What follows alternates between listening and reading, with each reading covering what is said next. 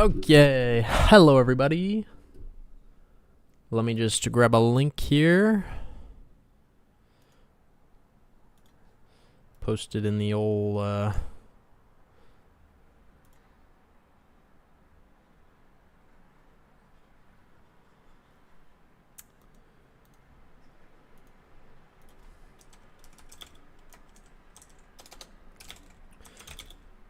Discord.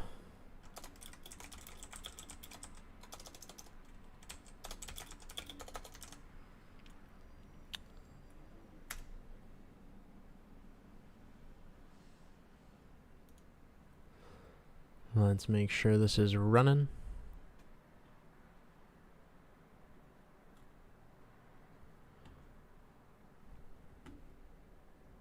It seems like it's not. Maybe it is.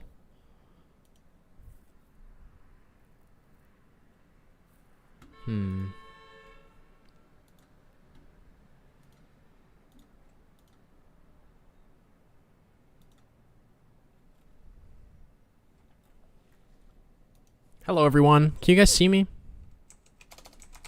I think I might have sent the wrong link in the Discord.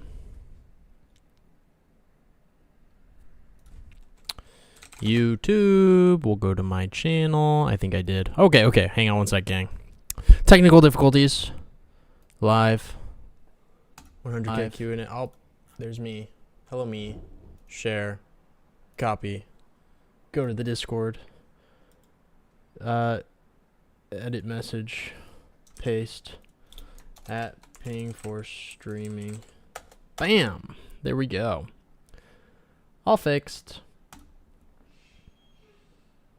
Cool. Looks like we're good. All right, who we got here? We got Mason, DJ Stitchy. How's everyone doing? Car Charm. Aime, welcome, Aime. Good to see you again. It has been a while. New setup, yes. I moved into a new place. It was a couple weeks ago, but we just set up that other desk. That's my girlfriend's desk. Yeah, we like it. We have two corner desks. I have a corner desk and she has a corner desk, but they can't fit in the same wall. It'd be nice if they made like a U shape, but they don't fit. So here we are with our two opposite corner desks, but it works. DJ Stitchy, we can see you. Nice. Hello, any ballpark on when you release the game? Early access maybe April next year.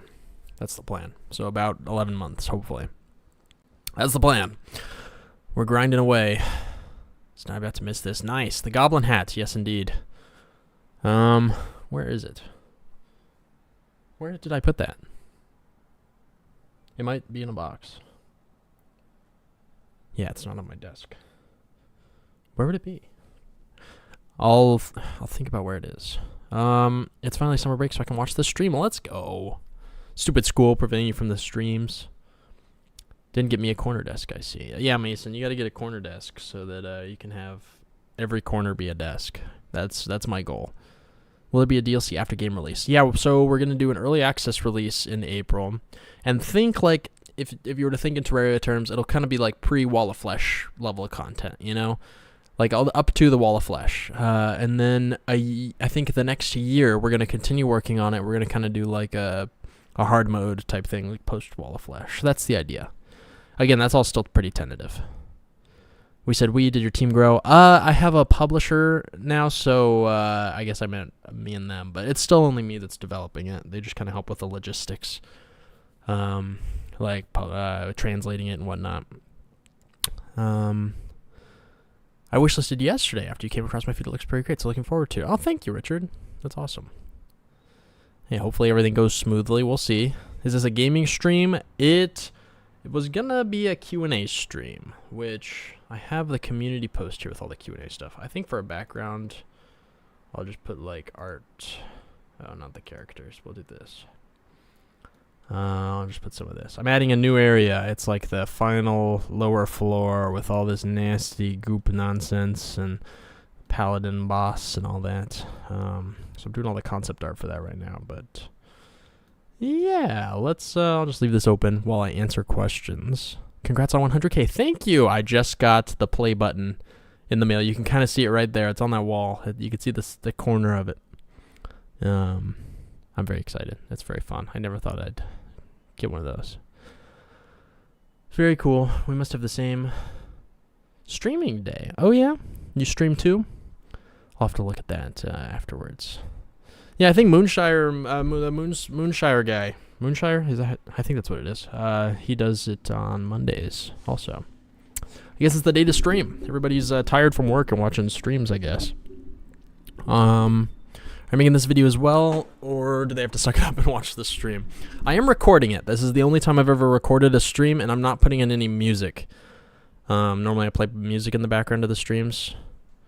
So this could be a video. I think we're going to maybe make it into a video, but we'll see. It depends. I think I'm bad at answering things very like cinematically. When I answer questions, I kind of like bumble and ramble. Some people like, I know Pirate Software has his issues, but he's very good at like answering questions in a way that are very like teacherly and like cohesive, and you know, makes for a good short or like a good clip. I think I'm bad at answering questions in a way that's clippable. But we'll see. If I look at it afterwards and it feels clippable, I'll maybe make a video. When should the game actually come out? Early access in April, next April, and then 1.0 release maybe a year or so after that. But yeah, it'll be available to the public to purchase in April, hopefully. That's the plan. Of course, plans can change. If we decide, hey, this is utter garbage and we have to totally rework XYZ, then so be it. Hopefully that doesn't come to that. We're trying to get those questions answered early on, so we're planning on we're looking into playtest logistics right now. We're probably going to be playtesting within the next few months. I mean, I already have the Patreon playtesters that are kind of checking for bugs and, you know, giving me general feedback, but we'll be trying to get like some really focused, like, what are the main issues with this game type feedback as soon as we can. Where do you get your clothes? That's an interesting question.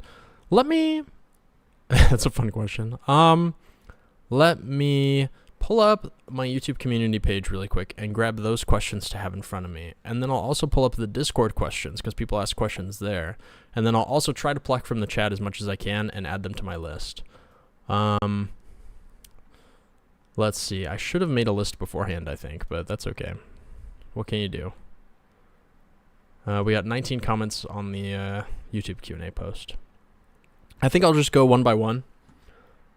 The chat questions are going to be hard for me to keep up with, but I'll try my best. Here's my first question from Mason. How do you get rid of a really annoying ulcer in your mouth that hurts really badly? Unfortunately, I can't really help you there. If you mean an ulcer in my mouth, I've had like the cold sores, but I've never had like maybe it's the same thing. I don't think I've ever had an ulcer that I know of. But I don't have nothing for you. I'm not, unfortunately, ill-equipped to give medical advice, so I can't be doing that. Is there going to be a gun/artificer? There will be an artificer boss. It's this like old dwarven guy. He has this big old spider mech. He has these little rockets that he shoots out. I don't think there are any guns. I'll probably, if anything, do like a blunderbuss type weapon. I try to keep anything like mechanically to like automatons. Anything clockwork I'll accept. Gunpowder I think I can accept too on like a rare basis. I think the pirates, there's going to be a pirate boss, and I think I'll have some little pirate enemies with like some flintlock pistols and stuff, like very hodgepodgey, scrabbled together type cannons and guns that are very like prototype. But yeah, other than that, I think the player will hopefully be able to get a gun that is really just a reskinned bow, probably. Just like in terms of damage. There's a fly. How long have you been developing games? Also, what is the engine you're creating the goblins in? I'm using Unity to create the game. How long have I been developing games? I'd say since like high school. I was kind of poking away at it, but since I took it seriously, I'd say about 5 or 6 years. Any pricing ideas? I told the publisher I'm pretty strict on it being definitely under $15, which, if you account for inflation, I think that's pretty similar to what Terraria was released at. If maybe slightly higher, we're thinking 12 to 15, I think. But I'll have to talk to the pricing team and see what they think about that. But in general, we were on the same page of cheaper's better. We want this to be available to more people rather than less. And I've also noticed I've seen a lot of games, especially indie games or smaller games that get released, and then they get bad reviews that are along the lines of, this game is good, but it's not quite worth $20, which I also want to avoid. Estimated sales? That's a good question. I don't know if I have like a number. I know we're trying to aim for 200,000 wish lists before we release, but I'm not sure about how that translates to sales exactly. Are you going to work on other games afterwards? Do you have any other ideas? I have a few ideas. I've always wanted to do something that's a little more like kind of Dwarf Fortress vibe, where it's very like simulated and plays itself to an extent. Something that's less of a game, I guess, but I don't know. I'm kind of torn on that. We'll see. Art style wise, I think it'd be fun to step away from pixel art for a little bit and try doing like a loose ink vibe. Like ink and wash type look. But I don't know. We'll see. I do have a few other ideas, but nothing super concrete. I don't have an idea where I'm like, I'm doing this next. Like, this is it. I'm still trying to throw stuff around. Favorite question so far? I'll hold that one for later. Was goblins your first choice? I think so. I think it kind of came... It wasn't like I was going into it like, I need goblins in this game. It was more like...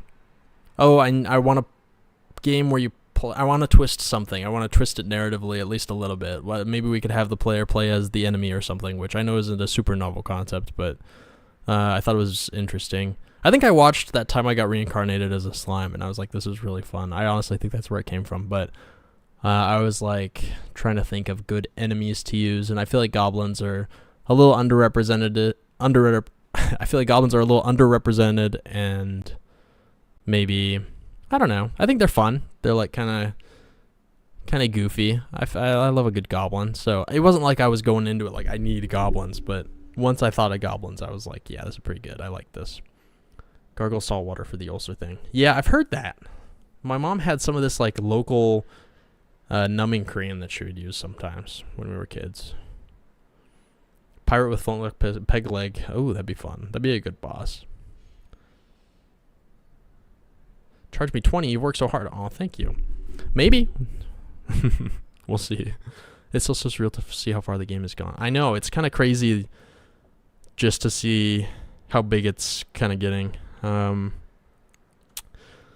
Yeah, definitely interesting. Goblins are underrated. Goblins are. I love a good goblin. I've definitely leaned harder into the goblin vibe. Yeah. I do love some good goblins. Is Isle Goblin an isekai? It could be. I mean, maybe that's the move. Have a cutscene where you wake up and you're like, oh, something is different. I think the world doesn't have enough isekais. That's my opinion. Please make the game at least $20. We'll see. We'll see. I think 15 is a good range. Do you think we'd ever do a project with mixed media? That'd be kind of fun. I have been getting really into watercolor lately. I wonder if I have it even slightly readily available. Yeah, I did a nice little painting the other day.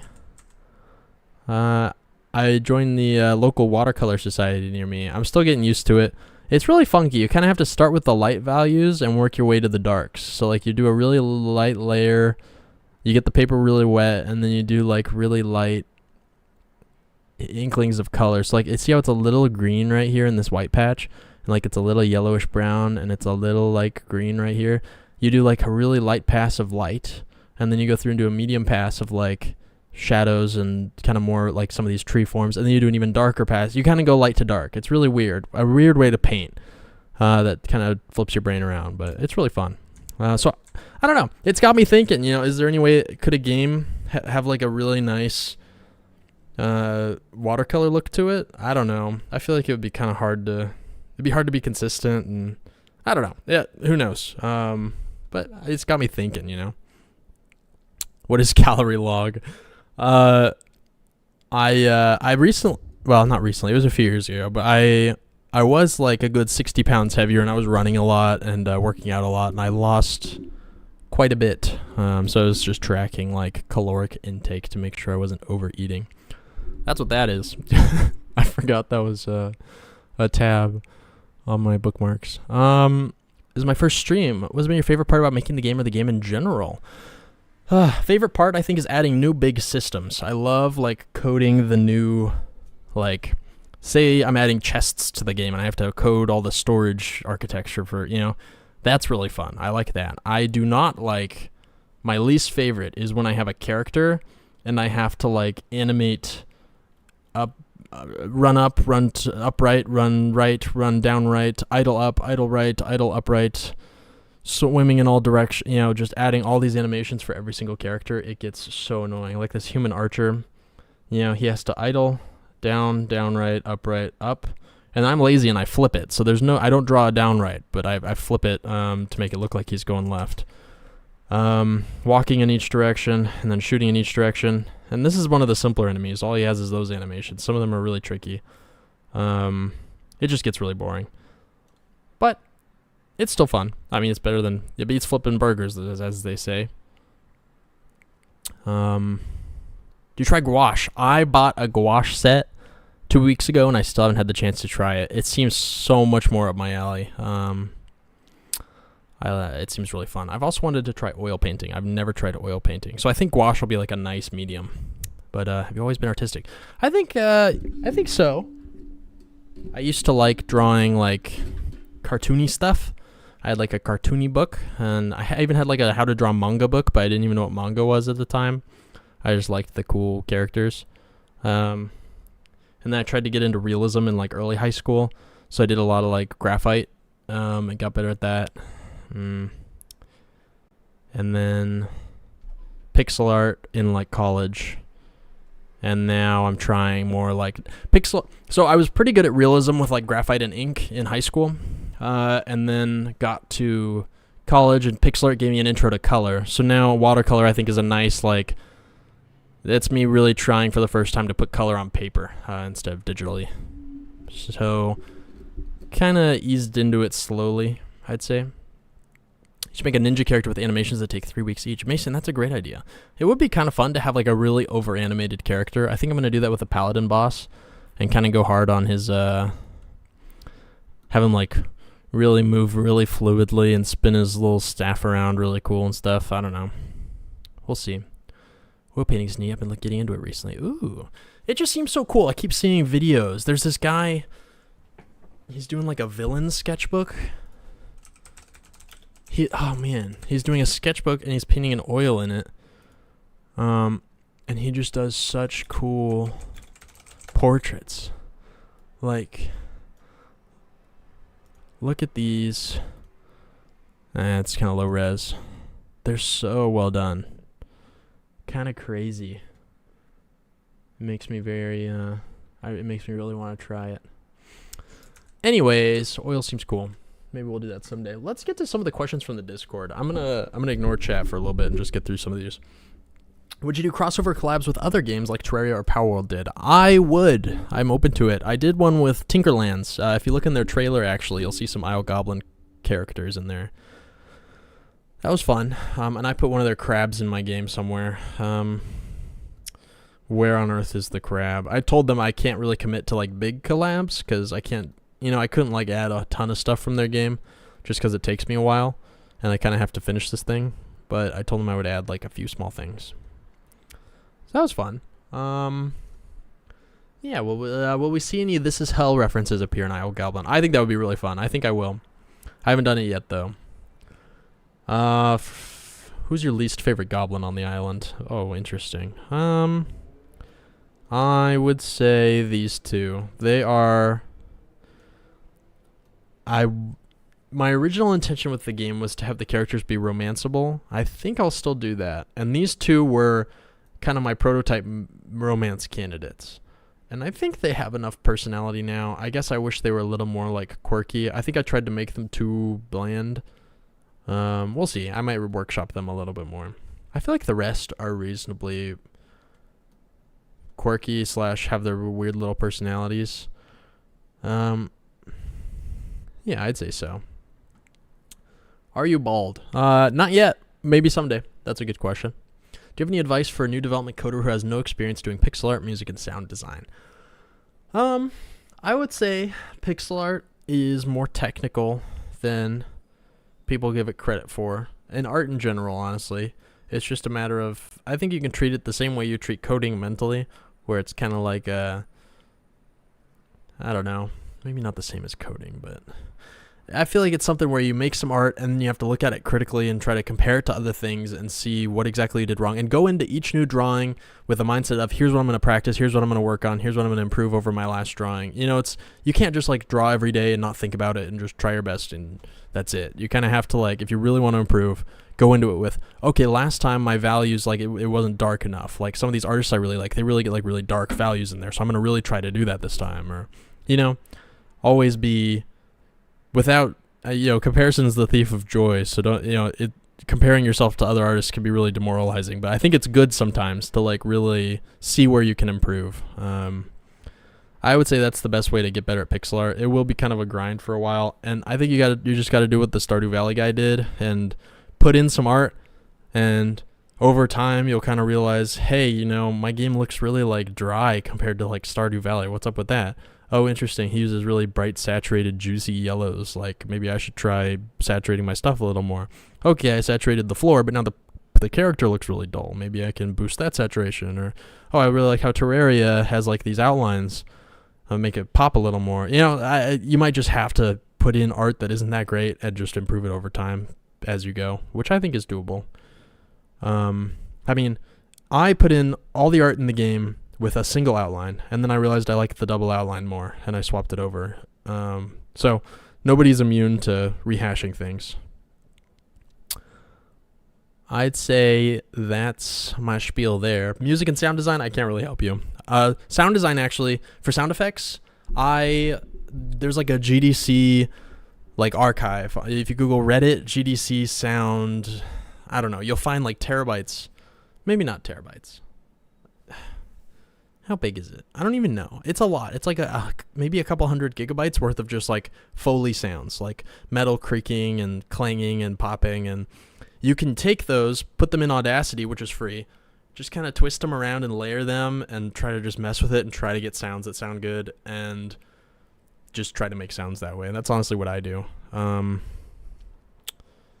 not too crazy with the sound effects. That's my advice. If and when we fight the humans, can we make furniture out of them? That's interesting. No. But yeah, I don't think you can. Some of the humans will drop items like blood or teeth or like skulls, but I feel like having them drop like skin or something and then making like a skin rug, or that's just a bit too much. Maybe there's a fine line to walk, and I think that's maybe where the line is. Why do you make the enemies so overwhelming in the actual alpha testing?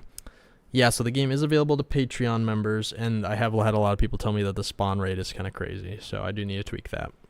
I think I haven't really sat through and played the game from start in a long time, because I've been adding a lot of like late game content and like fluffing up areas with like things that I know it needs and like more variety. So I haven't really sat down and balanced a lot of things yet. I think like enemy spawn rates and stuff, and even some of the bosses, like I've made the bosses, I've tested them a little bit.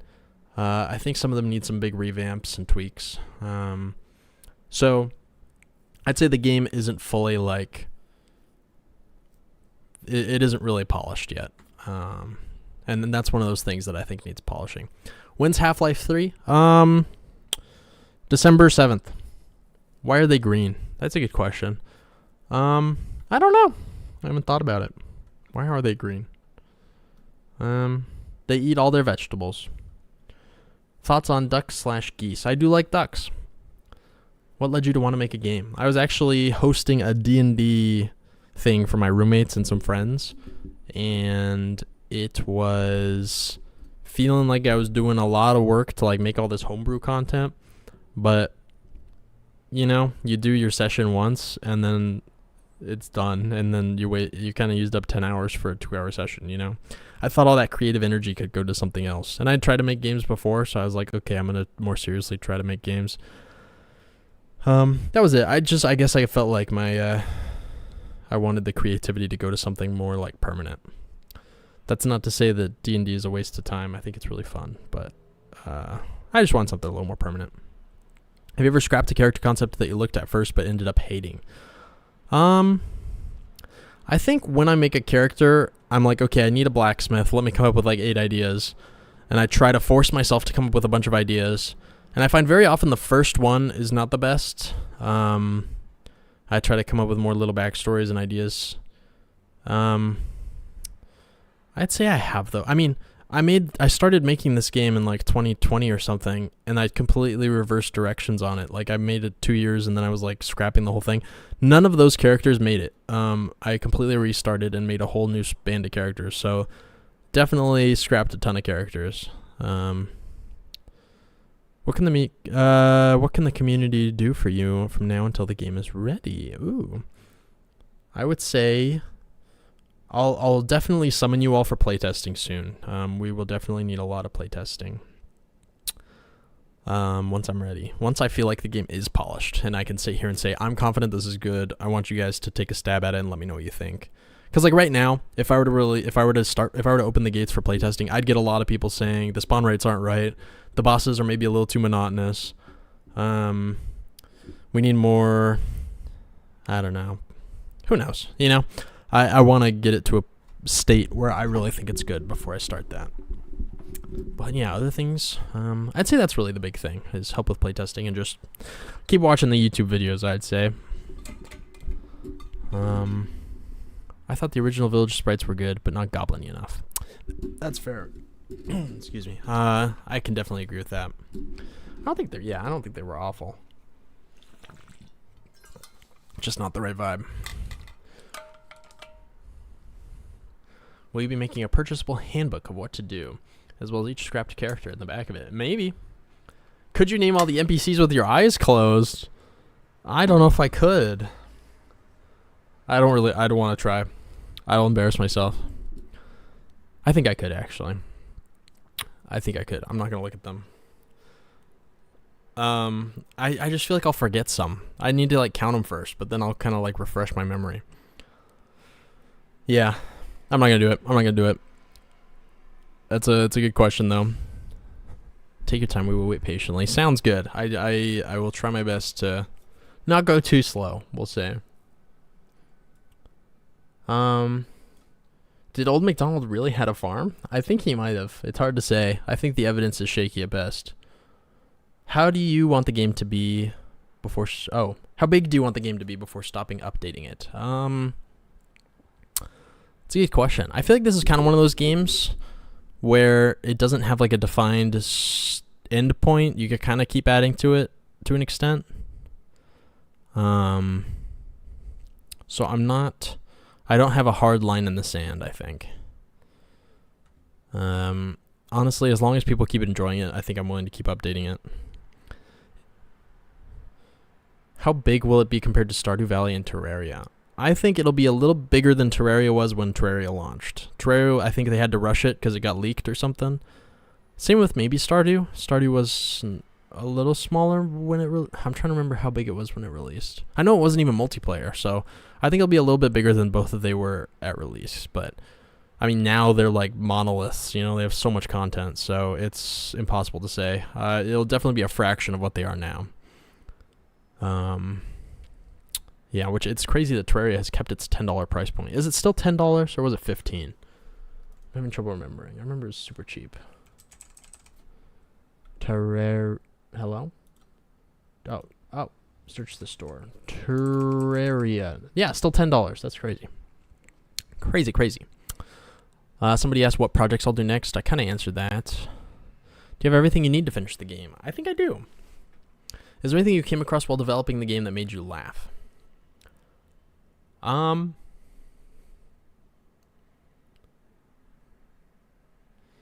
Made me laugh. I feel like definitely, but I'm trying to figure out. There was definitely some funky bugs. I think when I was trying to make the grass that would like flow in the wind, I was trying to make it sway using a vertex shader, and it would definitely go absolutely crazy. Or when I was doing the dynamic shadows, and it was just freaking out. anytime that there's like a huge bug that's just not right. I think I had enemies that would walk the wrong way, so they were always running away from you. I don't know, just little things like that, I think. What's your favorite way to eat potatoes? I'd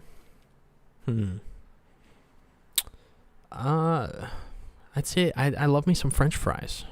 That's a pretty basic answer, but I'm trying to think of... No, tater tots. Tater tots. Definitely tater tots. What, talking himself out of it, then hyping yourself up, then talking yourself out of it, then saying he's ready, then forgetting. Yeah, it's not gonna happen. Hello, Wise Ham. How you doing? Have you ever used AI? I have. Not for the game. Not for the game art, at least. Yeah. I like it for... I guess any time where I would have Googled something, it's nice to have. Like when I'm trying to figure out how to... Like... What's a good example? Things like understanding vertex shaders. I'd be like, how on earth does a vertex shader work? And I'll ask it to give me like a explain like I'm 5 overview. And I'm like, oh, okay, that's pretty simple. Can you give me some resources to look into? And it'll link some like tutorials or papers or whatever. That's really nice.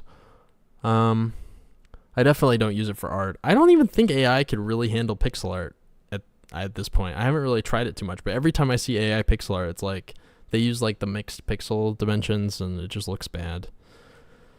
Which is kind of funny. I had a friend say he thinks pixel art is ironically the one that's hardest for AI to replicate, despite it being like one of the earlier digital art forms.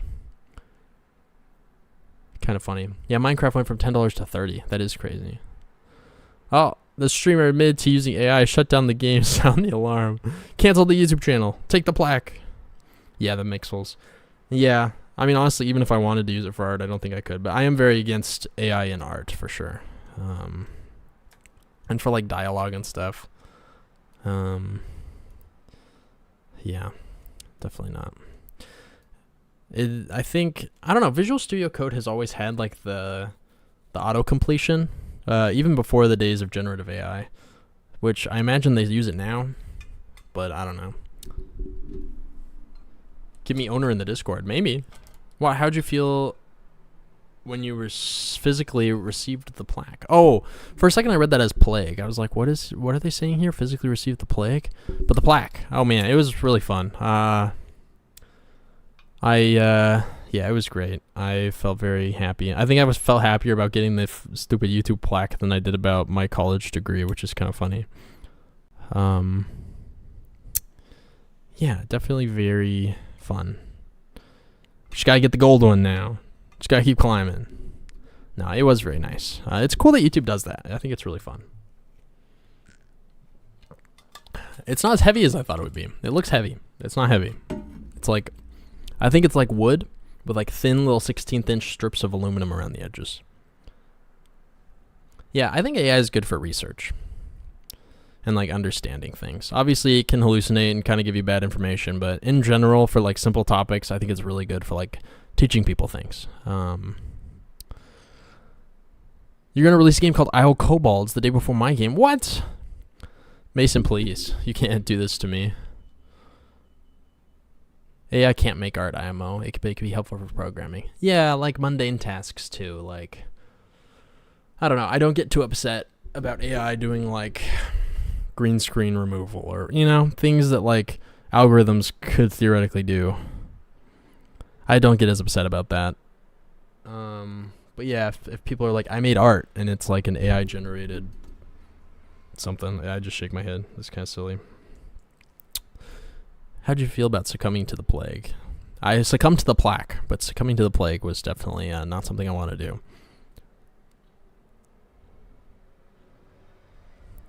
Wow, you outdid yourself with understanding region segmented hierarchical pathfinding. I watched it and adding it to my game. Let's go. That's awesome. Let me know if it gives you any trouble. I was trying to do a video that was more informative. I do a lot of like watered down. Whenever, in all my devlogs, I try to make it gamer friendly. So I try not to go into the details too much. I try to be like, then I added farming. And that's it. I don't go into like, it has to save all the crop locations to an array and then serialize that to transfer it over to the clients. But I don't know. I would try to be a little more detailed in that one. How many wish lists are you at? I think 53,000 last I checked. So we're getting there. We're about a quarter of the way to where we want to be, I'd say. Not that this is a bad spot to be. I'm very happy with where we're at, but I think the goal is 200 for a really successful release.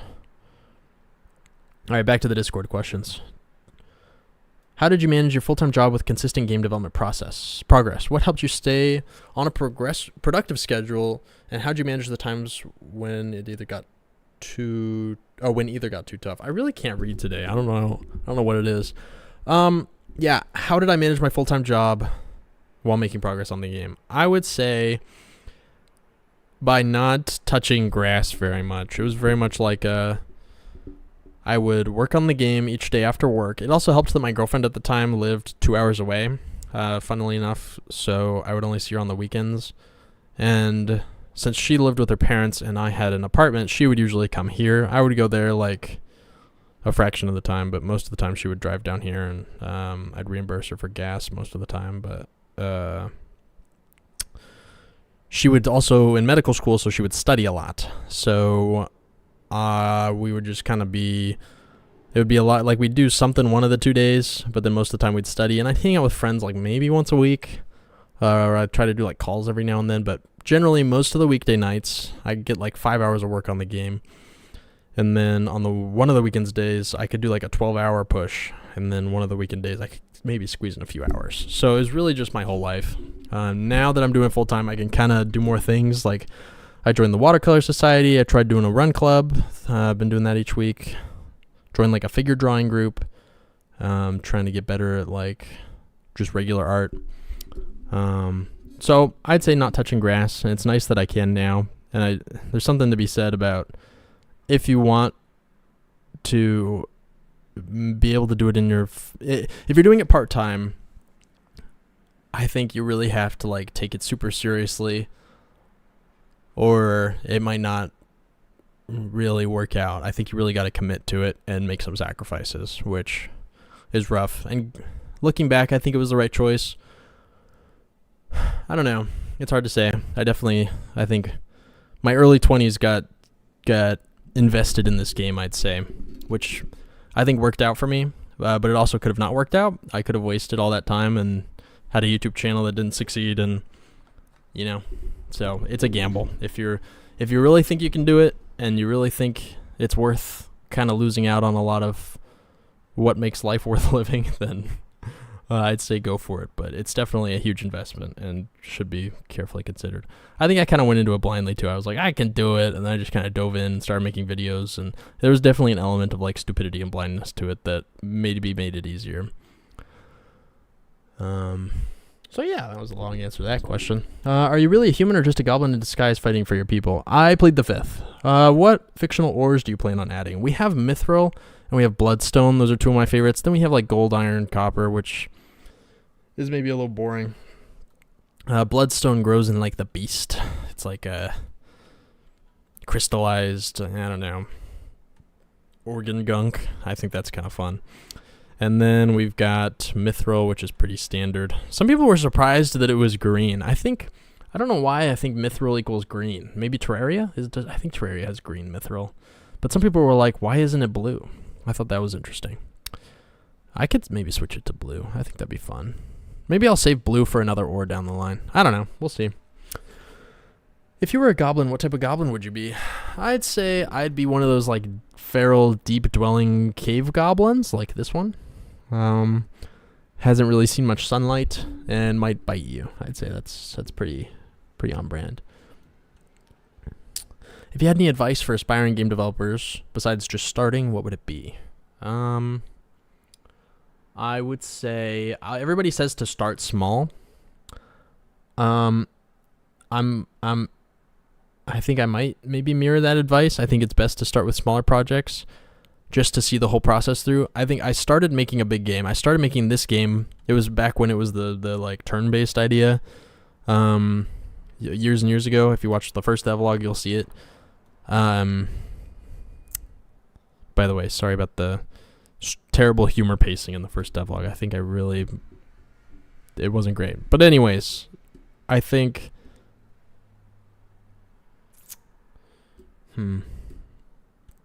Actually, my mind just went completely blank. What was I talking about? First devlog. What was the question? If you had any advice for aspiring game devs, what would it be? Where was I going with this? Start small. Start small. Thank you. I was starting on that game with the old idea, and then I kind of like stopped for a moment. I saw the huge tunnel down the line, and I was like, I don't know how long this tunnel is. Like, I don't know what the process is for completing this. Like, I've started. I have an idea. I've got some of the core systems. How do I actually, like, you know, see this thing through? So I stopped. I made that other game, This Is Hell, just to, like, see the full process, wrap a game up, you know, give it an ending cutscene, put music in it, and then call it a day. And that one took like a month. So I think it is good to do those smaller projects until you're sure that you can do the big ones. Once you wait to do a big project until you can look at it and say, I know this is going to take no more than a month. I know this is going to take no more than a month. I know this is going to take 3 months, you know, and really know what you're getting into and then dive into it. Because I think people have the tendency to think too big and want to make this huge masterpiece. But two things. One, I think smaller games can do really well. Not that Balatro is small, but I think that's a great example of, like, you could make something small and simple-ish that could be done in under a year probably and still, like, really make it big. Like, I think it'd be better for me to make 4 small games and really just try to market the hell out of them rather than try to make one huge, giant IO Goblin game. You know? Maybe that would be the better financial decision. It kind of shortens the process so I can kind of have more shots at it. If it's, I mean, you know, there is an element of luck to it, and I think the more shots you take, the more chances you have. Kind of there might be something to that. I think that's maybe good advice, but also just kind of do what is fun. I think if I were doing a smaller game, I might not have had as much fun with it and, like, really stuck with it and believed in it. I think you really just gotta make something you can believe in, I think, is the thing. Like, if you're making something and you're thinking, yeah, okay, this is, like, maybe some crowd might like this, but I might not love it if I bought it, like, you're not going to make it very far. It's got to be something where you're like, this is going to be fun. I would love to play this. I have to make it. That's what I would say. I'll catch up with the chat in a second. I'll do that now, actually. Let's do that. Let's see here.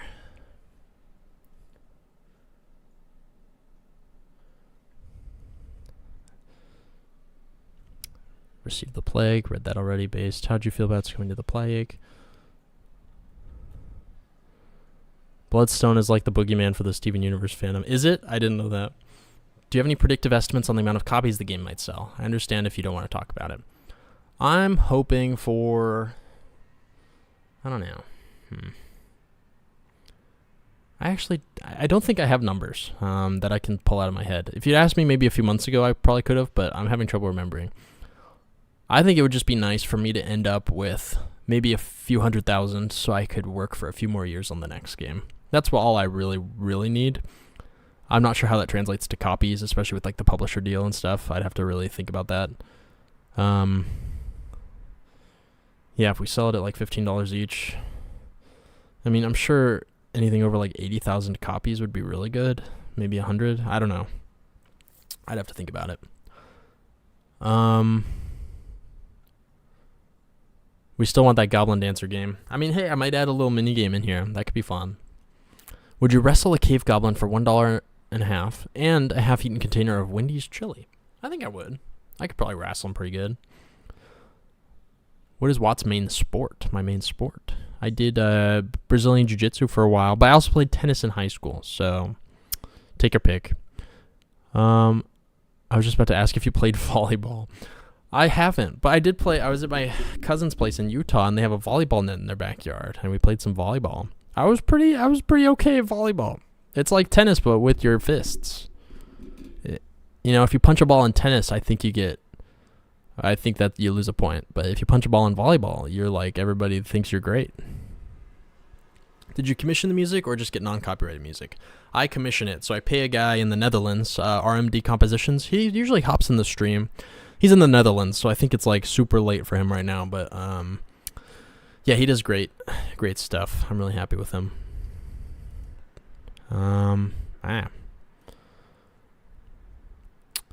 Where's the Music Man? Oh, yeah. Yeah, he does sometimes pop by. Where'd you go to college? San Diego State University. Yeah, good. I liked it there. It's one of the number one party schools, I think. And I think the entire nation. Is that true? I always say that. Is SDSU top party school? SDSU has a long-standing historic reputation as a top party school, often appearing in national rankings for the top 10. However, it is not consistently ranked as a top 10, placing it highly in California, but not in the state, or not in the United States. Historically ranked top 3 by Playboy. Yeah, I don't know. Anyways, this is all to say I commuted, so I actually never went to a single SDSU party. So maybe I missed out. Maybe not. Maybe it's for the best. My birthday is around the corner. Can I pretty please get an early birthday gift of becoming a goblin? Yes, your wish is granted. You are now, next time you wake up, you're actually going to be a feral cave goblin. You're welcome. What's your hottest take on anything?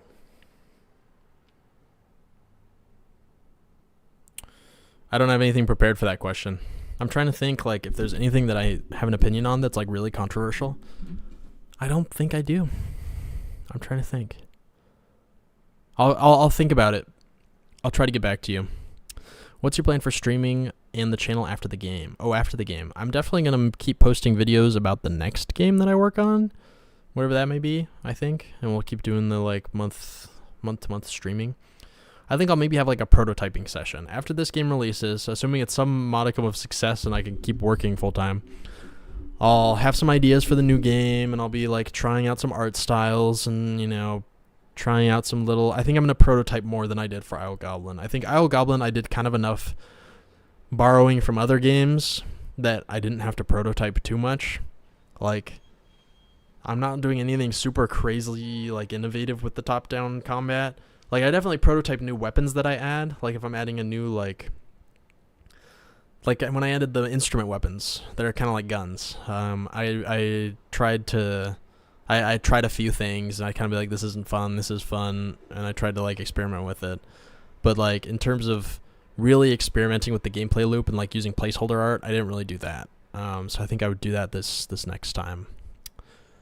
I'd probably put that whole process on YouTube, which I think a lot of developers, I guess I have seen that from a few developers, so we'll see. I'll try to keep posting, for sure. I'll try to keep the same schedule of posting every 2 months and streaming every week. Ever thinking about getting back into tennis? That would be fun. I've been running a lot. I ran a half marathon recently, and I trained for that like crazy, but the hills near my house were kind of crazy at my old place, and I would just, like, I was training based on heart rate, so I would try to keep my heart rate in a certain zone, which meant once I was getting faster and faster, I was kind of like just sprinting downhill, and these were pretty steep hills, so it was just absolutely destroying my knee. So one of my knees is kind of messed up. Like, every now and then, if I run more than like 3 miles, it starts to hurt, or if I'm hiking and I'm walking downhill, it starts to hurt. I don't run downhill anymore, so my running days may be over pretty soon. I might have to switch to like cycling or swimming. Tennis, I think, would also be too hard on the knees. I think my tennis days are kind of over too. I also stopped wrestling once that started happening. So, trying to still do cardio without destroying it. I mean, like, I ran like 2.5 miles today and it started to hurt, so we'll see. Womp womp. You have a dragon skull in the game. Will you ever make a full dragon, like some huge red scaled fiery terror? I'll definitely have, I think, a bone dragon that's like reincarnated. That would be really cool. In terms of like a real full dragon, I think so. I think that's good late game content, like post hard mode. I think that'd be fun.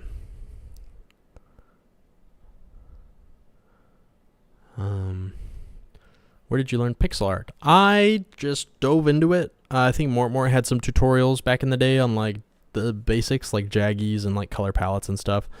I did 500 drawings. It was one a day for 500 days in a row. And I posted them all on Instagram. If you go to my Instagram and scroll all the way back to like the very beginning, you'll see. They were 100 by 100 pixels each, which isn't too much. I think that's like, yeah, this is 100 by 100. So it wasn't too crazy. Like, I would do things like I'd take like a SpongeBob meme and redraw it in pixel art and stuff. So it wasn't ever like, it got me fast at it, which I think was important. Then when it came to actually learning like important stuff, I could kind of be quicker about the learning process. If I like saw art that I really liked and kind of wanted to copy the style or whatever, I was really good at using Sprite at that point, so I could kind of copy it pretty quick. But that's how I did it, just like a big list of prompts. It was hard though, because sometimes the prompts would just be really unfun. It'd be like, I don't know, waterfall or something, and it's like, I don't want to sit here for an hour. Each one took like an hour maybe, drawing a waterfall just for the sake of it. But I told myself it was to get like an Instagram following, which did help with kind of getting an initial YouTube audience. So I didn't go into YouTube completely empty. I had like I had some following. I think like a good 500 people carried over from Instagram to YouTube. But yeah, that's how I learned pixel art. And then during that time I was taking commissions. So I had some people commission some stuff. But yeah, that's kind of how I got into it. What's your least favorite part of the game dev process? Animating lots of repetitive animations, I would say. Like lots of walking cycles for a bunch of enemies. It's just so really boring. But it's not too bad. It's nice because I could just put on a YouTube video and just kind of chill and do that. Robot legs debut when? Yeah, I'll be replacing my knees with robotic legs at some point, probably. I'll do a leg reveal. It's scary to run downhill. It's always a rush. Like, you can't stop even if you want to, definitely. If you beat the dragon in hard mode and then do some hardcore final mode thing, the dragon should then get a phase 2 where it gets 2 more heads. That'd be awesome. How's it so far as a full-time game dev? I'd say it's pretty good. It's hard to know when to stop. Like, you know, if I work for a good 9 hours, say, and then, you know, my girlfriend comes around and wants to hang out, should I keep working? Should I hang out? Should I do that every day? How many days should I, you know, stop working? It's hard to know when to kind of put a lid on it and do something else. So I've been trying to stick to like 9 hours a day on the weekdays, and then get a little in on the weekends. But sometimes I go a little over. So I've tried joining like little clubs. That's been helpful. But yeah, no, it's been really nice. Definitely a lot less stressful than working an office job, and it's nice that I can kind of just work on what I want to work on constantly. It's kind of crazy. Definitely very nice. But yeah, again, it's hard to know how to schedule yourself. Like if you have work at work, it's just like, you know, you clock out and you're done and you can stop thinking about it. But here it's like, you have to really force yourself to stop thinking about it, and it can be kind of hard, but not hard in a super bad way. I feel weird complaining about it, you know, because it's not something to complain about. It's definitely nice. Did you do furries? I never had a furry commission, ever. I wasn't opposed to it. I just never got it. That might be where the money was, though. Like, I've heard people say they get a lot of money from furry commissions. Never dipped into that market. I did consider it. I was like, maybe I should give this a shot, but somehow it never came around to me. I think I would do a good job, but who knows? Wait, do you just put all the assets in one file, or do you separate it per file? This is kind of my like prototype file right here, where I kind of do it to keep a consistent art style. So like if I draw a new enemy, I'll drag and drop a bunch of my old ones, and then like go start drawing the fresh ones, just to kind of make sure, you know, nothing's too tall, too short, too weird. Yeah. And just to make sure, like, calorically, is that a word? Calorically? Color-wise, it's, like, cohesive. And then what I'll do is I'll take it and, do something like this and paste it into a new file and clean it up and trim it. And then I could do the normal map coloring and stuff like that. So everything has its own file. All right, let me get back to the YouTube questions, or the Discord questions. What software do you use to make your game's graphic, music, and sound effects? Graphics, I use Sprite, and then for like anything that isn't pixel art, I use Photoshop. Music, I commission Arm Decompositions. He does all the music. We use Fmod for actually implementing it in the game. It's like a middleware that you can use to like, you can do tricky stuff with the music, like blend in and out really easily. The Unity doesn't have built-in solutions for that. And then sound effects, I use Audacity, and I use the GDC library of like free sound effects. That's what I use. What software did you use to make your artworks, videos, and all the animations in your videos? In my videos, I use Adobe Premiere to animate it. The like little drawings that I sprinkle throughout are done in Photoshop. And when they do that little like flicker thing, I'll do the drawing once in Photoshop, then I'll make it like semi-transparent, and then I'll trace it, and then I'll trace it again. And then I flicker between those 3 animations really quick in Premiere. My cat is meowing at me. Hi, Calvin. Hi. Come here, kitty. Come here. Come on. Don't be weird. What are you doing? Come here. Touch. Touch. Come here, Calvin. What's wrong with you? Calvin.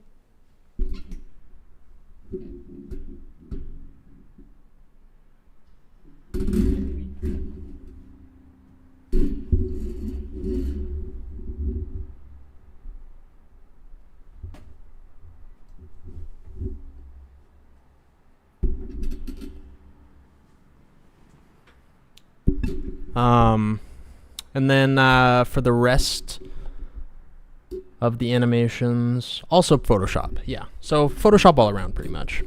What inspired you to make both your YouTube channel and the game Goblin themed?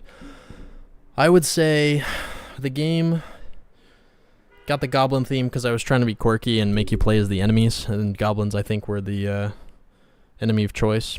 And then the YouTube channel, I just kind of followed suit. It used to just be like me branded. Actually, no. From the first devlog, it was goblins. The profile pic was just me, but I changed it to goblin to match the videos. So I don't know. I don't know what I'm gonna do with the next game. Like, say the next game is about dwarves. You know, my goblin theme is no longer gonna be accurate. So we'll see what I do then. What does your goblin mascot character smell like? Ooh, probably like dirty socks, stale chips, and like, yeah, like Axe body spray maybe. It's not the best. Why are you Watt when you're Matt? When I was trying to think in like 2016 or 17 of a name for my Instagram channel, I decided to take Matt and turn the M upside down and turn it into Watt because I was going to school for electrical engineering. I thought it was clever. I think it's pretty good. Do you play your game, Matt? I do. I haven't played since the start for a while, but I need to do that. As you continue to add things to your game, do you ever feel that you'll lose track of the original vision? At what point will you be satisfied with what you've done and decide to release the game? I definitely have a roadmap to completion of these are the things that the game needs to match the vision. And I'm picking away at those, and I've gone over it with my publisher, and we've agreed this is a good list. We'll trudge forward with these. There are sometimes things that pop up, and I'm like, I really want to add this. It's going to take 3 days. I'm just going to squeeze it in. Like adding dyes. I did that recently, where I was like, I have flowers in the game, but they don't really have a purpose. I've been planning to make them, wanting to make them into like dyes so that you can change your armor color. It would just be really fun. I really want it. I'm going to do it. I finished a little early on my other things, so I'm just going to squeeze it in. But it's, yeah, I have to be careful not to do that too much. But yeah, no, I definitely have a roadmap and an end date that I have to kind of, at some point, call it for early access. But the nice thing about this kind of style of game is I can kind of just keep adding to it. In terms of it leaving the original vision, though, I would say it has a lot from the beginning, and I trying to be following the fun to an extent, and I think I've kind of found it. So I just need to stay true to what I've decided at this point and still be open to like things here and there. Like, for example, I did just change something pretty fundamental, how the enemies spawn. I was finding that, well, you guys will see this in the next video. I was finding that the edge spawning felt a little strange. Like, imagine you walk in a direction and you clear out a bunch of enemies, a bunch of humans, you know, and then or even an area, you kind of just are walking around killing a ton of humans. Then you go back to your base, and then you come back, and the enemies keep just edge spawning. It's like this endless, ceaseless flow of humans. But for some reason, when you're at your base, with all the like kind of scarecrow equivalents around, they just kind of stop. It felt a little weird to always just constantly have oppressive humans everywhere, but then they're not like ever invading your base with like these invasions. So I changed things up so that now they pre-spawn, basically. And if you walk through an area, you'll see a bunch of kind of humans scattered around, and you can kill them. And if you come back to that area, those humans will be gone. You still get edge spawning. There's still like slimes and like other like wildlife that's hostile to goblins that'll like come and attack you. But in terms of just the constant flow of humans, that's no longer a thing. They kind of pre-spawn all over the map based on what biome they're in. And you know, can kill them, and it'll log the times that you kill them. But I think it's set to every 2 months right now. I haven't balanced this at all in terms of how frequent it should be. But every 2 in-game months, there will be reinforcements coming to the island. All of those enemies you've killed, those posts, will be reinforced, unless you've built something there, I think, on that spot where they were. Or if you've placed like one of those scare skulls nearby, one of the like scarecrow type things to keep enemies from spawning. It'll reinforce all those posts, and there will be like an on-screen kind of Terraria-style invasion flood. Just to make it feel more like what it's supposed to be. You know, they invaded the island, they desecrated the goblin village, and then they kind of left it alone to work on other things. It should feel like that. So I that was a pretty big change that I made recently. So I'm trying to be analytical about it as I play the game and follow the fun and be willing to change things up. That was another long answer. Do you anticipate DLCs? I told the publisher I do not want to do paid DLC. I want free updates, and they were on board with that. Do you recommend Unity as a good game engine to use for an use as an indie dev? And if not, what other engine would you recommend? I think it's good. They did a thing a while ago. It was big. It was big in the news, and everybody heard about it. Where Unity changed their pricing plan. They were going to charge you, the game developer, for every time somebody installed your game. It was just unprecedented nonsense. Everybody was like, what counts as an install? What if your game is free? What if this? What if that? It was just like a super, super stupid business model. And they recognized that, and they like fired their CEO and backed it off and made changes to it, and everything's back to normal now. It was definitely scary, though. It's like, if this stupid company could do this, like, what are they going to do next? Like, they obviously tried something scummy. Like, you know, are they going to do it again? It was years ago at this point. Maybe a year and a half. I don't remember. It's something to keep your eye on. I don't think it makes Unity irredeemable. Unity is a powerhouse still for a reason. I think it is a good engine. It's a little bloated at times. But there's tons of support for it, tons of tutorials, tons of, you know, assets, tons of things, a lot of busy work that is kind of done for you. Like, you know, do you want to spend your time making a save system, or do you want to just kind of get an asset that's been done and it works, and you know, it'll just save you some time? It's, you know, things like that. So that's one of the things to consider. But in terms of other engines, I mean, Unreal is good if you really want like really high definition 3D game. And maybe if you have a bigger team, I think as a solo developer, it can maybe be a little tough, from what I've heard. I haven't even used Unreal, so that's just what I've heard. But I know Godot is also a really good option for indie developers. Just make sure that it can do all the things that you want your game to do. I know it can do 3D, I think, pretty well, but it was initially primarily a 2D engine, at least in terms of how it stacked up to the other engines. Like, it was pretty solid for 2D. And I think it's becoming pretty solid for 3D. But I think it might still not be fully there yet. But yeah, free and open source. That's a good thing to be, I'd say. So look into Godot, see what it can do, see if it's good enough for you. If not, I think Unity is a decent fallback. As an indie dev, how do you handle testing? Right now, I'm kind of in the stage where I'm open to like general feedback of like quality of life stuff, and I'm open to like bug feedback. Overarching like this needs balancing type of feedback, I'm holding off on until I've had a chance to really go through and really balance it. Or like I'm open to feedback on like this mechanic isn't very fun, or things like that. But the Patreon playtesters do that right now. What I'm really interested soon here is feedback from people who I'd say I would call like the really critical like Core Keeper players or the Terraria players. I'm interested in the group of people who have played a lot of these style of games and give this a shot and kind of aren't as invested in the YouTube channel. People who like are kind of detached from everything and just kind of play it and give me like their raw, hey, I have no idea who you are, but I played your game and this was really garbage. Like that's the kind of feedback that I really am looking forward to when I start public playtesting.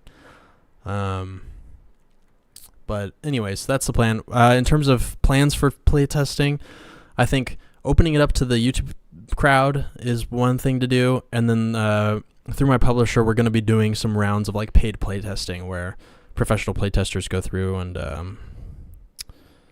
give feedback. That'll probably be important too. I think there is a distinction between those two crowds. I think the YouTube crowd will maybe be a little more. Some people will be more critical, but I do think there will be a lot of people that will be less critical than they otherwise would because of their familiarity with the YouTube channel, maybe. It's hard to say. But yeah, somebody just asked, is playtesting still open? It's open to Patreon members. If you join the Patreon on any of the 3 tiers, even just for 1 month, you don't have to stick around, and DM me and say, hey, I just joined the Patreon, can I get a key? I'll send you a key as soon as I can, usually within 24 hours. When you start external/public testing, what kind of feedback is more important to you? Oh, I kind of just answered that. Have you touched grass yet? Once or twice. What would you need to happen for you to look back on this project 10 years from now and think, damn, that was a full-on success? I would say if it made me enough to work on another game for a couple of years, which is an interesting metric. I don't have like numbers, but that would make me think this is really a success. Are you truly a person, or are you a bunch of goblins in a coat? I'm on to you. Paint Jumper knows what's up. I played the 5th. How did you manage to work on a game of this size for so long? What are your tips for others trying to do the same thing? I'd say definitely have a really crisp overall vision. If that means you have to make like a game design doc, then you have to make a game design doc. If you think you can hold it all in your head, I don't know. Write some things down somewhere, and really try to, have a good understanding of what the game is, and be able to look at that and say, I'm confident that this will be good. And if I'm not, I need to play test and like prototype some of those aspects that I'm unsure about. But if you have a really good vision that you can trust, then I think you'll be more invested to stick with it. Because if you genuinely think something's going to be great, it's not going to be hard each day to like work on it, That's what I would say. And I also had a seething distaste for working at a full-time job, like the corporate slog was not for me. I think I really didn't like it. How do you handle burnout? I'd say switching to something else. I very often get tired and I'm so sick of drawing, even today, drawing all these sprites. Like, I love pixel art, I love drawing, but you draw like 10 of these and you're like, okay, I have to draw a sun statue now. Like, just switching to something else is really nice. Like, go make some sound effects, go fix a bug that's been bothering you, that's been in the back of your head for a while. There's a new system you want to try, go do that. Always just find something exciting to do. And even if you get burning out on like writing notes. If you're burning out on something, like for example, I was writing a bunch of notes that I was sprinkling throughout the game, like little like human notes that you would find. Things like, we've been at this outpost for 2 months or whatever, and supplies are running, just like little things that you find around to kind of give some flavor to the world. I think I've found trying to make things more flavorful and interesting has always helped me when I'm getting bored of something. Like if I'm making 100 rocks and I'm just getting sick of it, trying to make the rocks really quirky and unique helps a lot. Like if I'm thinking this is getting boring, trying to spice things up in interesting ways really makes me excited about it. You just got to get excited about it. Find some way to make things exciting, I guess, which is really generic feedback, but that's all I got. What would it take to get you to stream or upload a full playthrough of This Is Hell? I think I would rather die. I don't think I'm gonna do that. Why do you only stream days I have work? Sorry, Tony. My bad. I've just been hiding from you. Are you open to mentoring / apprenticeships? I've been doing pixel art for a few years and want to make a few games myself, but I struggle with coding and game engine side of things, and I feel like it would really help to get some hands-on experience with real artists. I've been following your dev on your game for a while, and I love what you've created. Keep up the amazing work. Interesting. I haven't really thought about it. I guess it depends. I think if this were a more like hands-on craft, it would be a lot easier. But I'm just not sure what that would entail to have like apprentices or whatever. I also feel like since I'm not fully established, I've never considered it because I feel like I'm still learning, you know? So I haven't really thought about it, but that's an interesting thought. I'll have to think about that. If you go back in time and do something different for the game, what would you do? I would make this stupid thing have vertical movement. I'm kicking myself because the game is built on a foundation of, one layer. Like, I mean, there's multiple floors, but like, you can't build a ramp here and go up it and walk on top of these rocks. That is something that makes me sad, That would be really cool. And I'm kind of sad the game doesn't have that. Like, I think even... the other day, like literally 2 days ago, I sat down and pondered the logistics of adding that. And I was like, I just can't...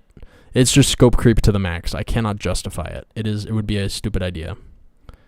But that's something... I'm kicking myself because I really wish it had that. But it's too late. Weirdest dream you've ever had? I remember as a kid having a dream that there was like this entity that was like very slender, but it had like this big potato head. And I remember it would follow me through the house. I have no idea what started that, but yeah, that was awful. Who's your favorite patron? Probably Echo Dev, I'd say. Echo is one that asked that, so I was a little biased. Why are your videos addictive? Oh, thank you. I don't know. Is your game more focused on exploring and fighting bosses, or more on the goblin village, and relationships with the other goblins? I would say I'm trying to give equal weight to both. And one thing I've been thinking about recently is it'd be really nice if there was a way for people to enjoy the game without having to do a lot of fighting. I know the game is really combat and exploration focused, and that's like more than half of the gameplay loop, but I do want to have something there for the people who don't want to or kind of don't really get into the fighting stuff. Kind of like, I don't know, you can play Stardew Valley without really going in the mines. That might be the way to go. How big a role do the humans play? Are they still depicted as an overpowered D&D party? Yes, they are all the main bosses you encounter. You got like the druid, the bard. We got like a necromancer now. Artificer, paladin, barbarian, cleric, wizard. So we got the whole squad. So yeah, they're definitely all the big bosses. Aspiring game dev here. Every once in a while, I decide I'm going to make a game again. School keeps me busy and tired, and two things can happen. Number one, I decide whatever idea I had was dumb, and I'm going to drop it. Or number two, I think about the game I'm going to make way too much, and I start coming up with all these ideas, and the scope gets too ambitious, and I end up not wanting to make it anymore, because I'm still a beginner in the grand scheme of things. I can't be too ambitious. TLDR, how do you handle making sure an idea for a game is a good enough concept, and how do you keep your scope in check? That is a good question. I think making sure that your game is a good enough concept, I can see two big ways to do that. Number one, borrow enough from existing games to the point where you can say, I'm taking this gameplay loop from an existing game and I'm modifying it in XYZ, and I think it'll still be interesting. That's one way to do it, and then you just go for it and cross your fingers. Or you can kind of prototype and put in some placeholder assets and really quickly structure some code and just see if it's fun. I think different games will kind of have different weights on which one of those is more important. Things like Balatro or like Thronefall or things like that may be a little more prototype heavy because their gameplay is maybe very unique, or I don't know, smaller things like that. I think small systems are really good for prototyping, maybe. Whereas kind of taking a gameplay loop concept, perhaps something that you've kind of amalgamated from other games, and it's like a really big general gameplay loop, maybe is a little harder to prototype. Like, it's a little hard to prototype the whole Terraria concept of, go out and fight bosses, come back and build up your town. It is easy to prototype Terraria's guns or prototype, Terraria crafting or like mining, but in terms of overarching gameplay loop, sometimes I think you just have to kind of cross your fingers and trust in ideas that are maybe based on other ideas or things that you're very confident about. That's what I would say. What about your game are you least confident in? I'm confident in the pixel art, I'd say. I'm confident in the programming. I'm maybe not confident in storytelling and like dialogue, cutscenes. We're actually thinking about paying someone to go over my cutscene ideas with me and really make sure that they can't be improved. That's kind of, we talked about that in our last meeting a week ago. What's your favorite personal thing in your game? Gameplay feature, art, or narrative idea? I like the little characters. I think they're really fun. I tried to make them all a little quirky in their own ways, and I think it worked out. I also like the fishing mechanic. I think that's interesting. What feature do you still plan to add to the game before release? What feature? I feel like at this point it's mostly just content. There are a lot of features that I want to add eventually.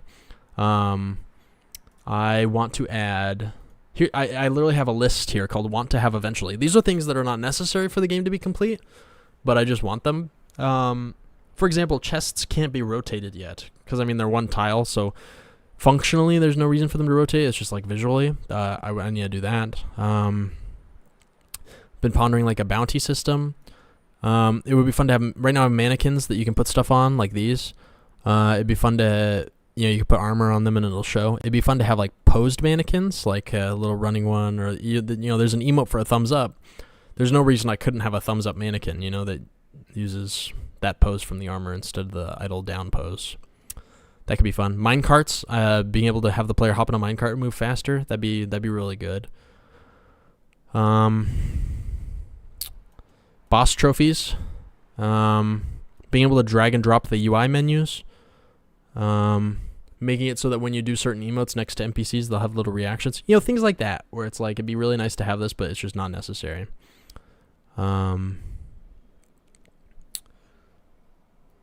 Yeah. Okay, so I'm going to pause on the Discord questions. I'm going to go back to neglected chat.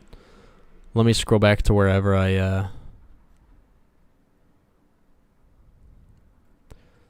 where I was. When it comes to making a large-scale game, what part would you say takes the most time? Art, programming, music, etc. I think the art takes the most time, maybe. I'd say, well, maybe not. I don't know. There was a lot of programming that went into this. I would say early on, it was like 90% programming, 95% programming. But now that I'm kind of more in the content phase, I feel like I'm doing art almost constantly. So it really fluctuates. Yeah, I'd say in the beginning, definitely programming, but now definitely art. Luckily, the music is offloaded to Ricardo, who's doing a great job. Sound effects, almost no time has gone into it. I can reuse a lot of them for a lot of things. I have this list of sound effects that I need to add. It's maybe like 80, and each one takes like 10 minutes. I don't know. I could knock that down in a week. Sound effects really haven't been that bad.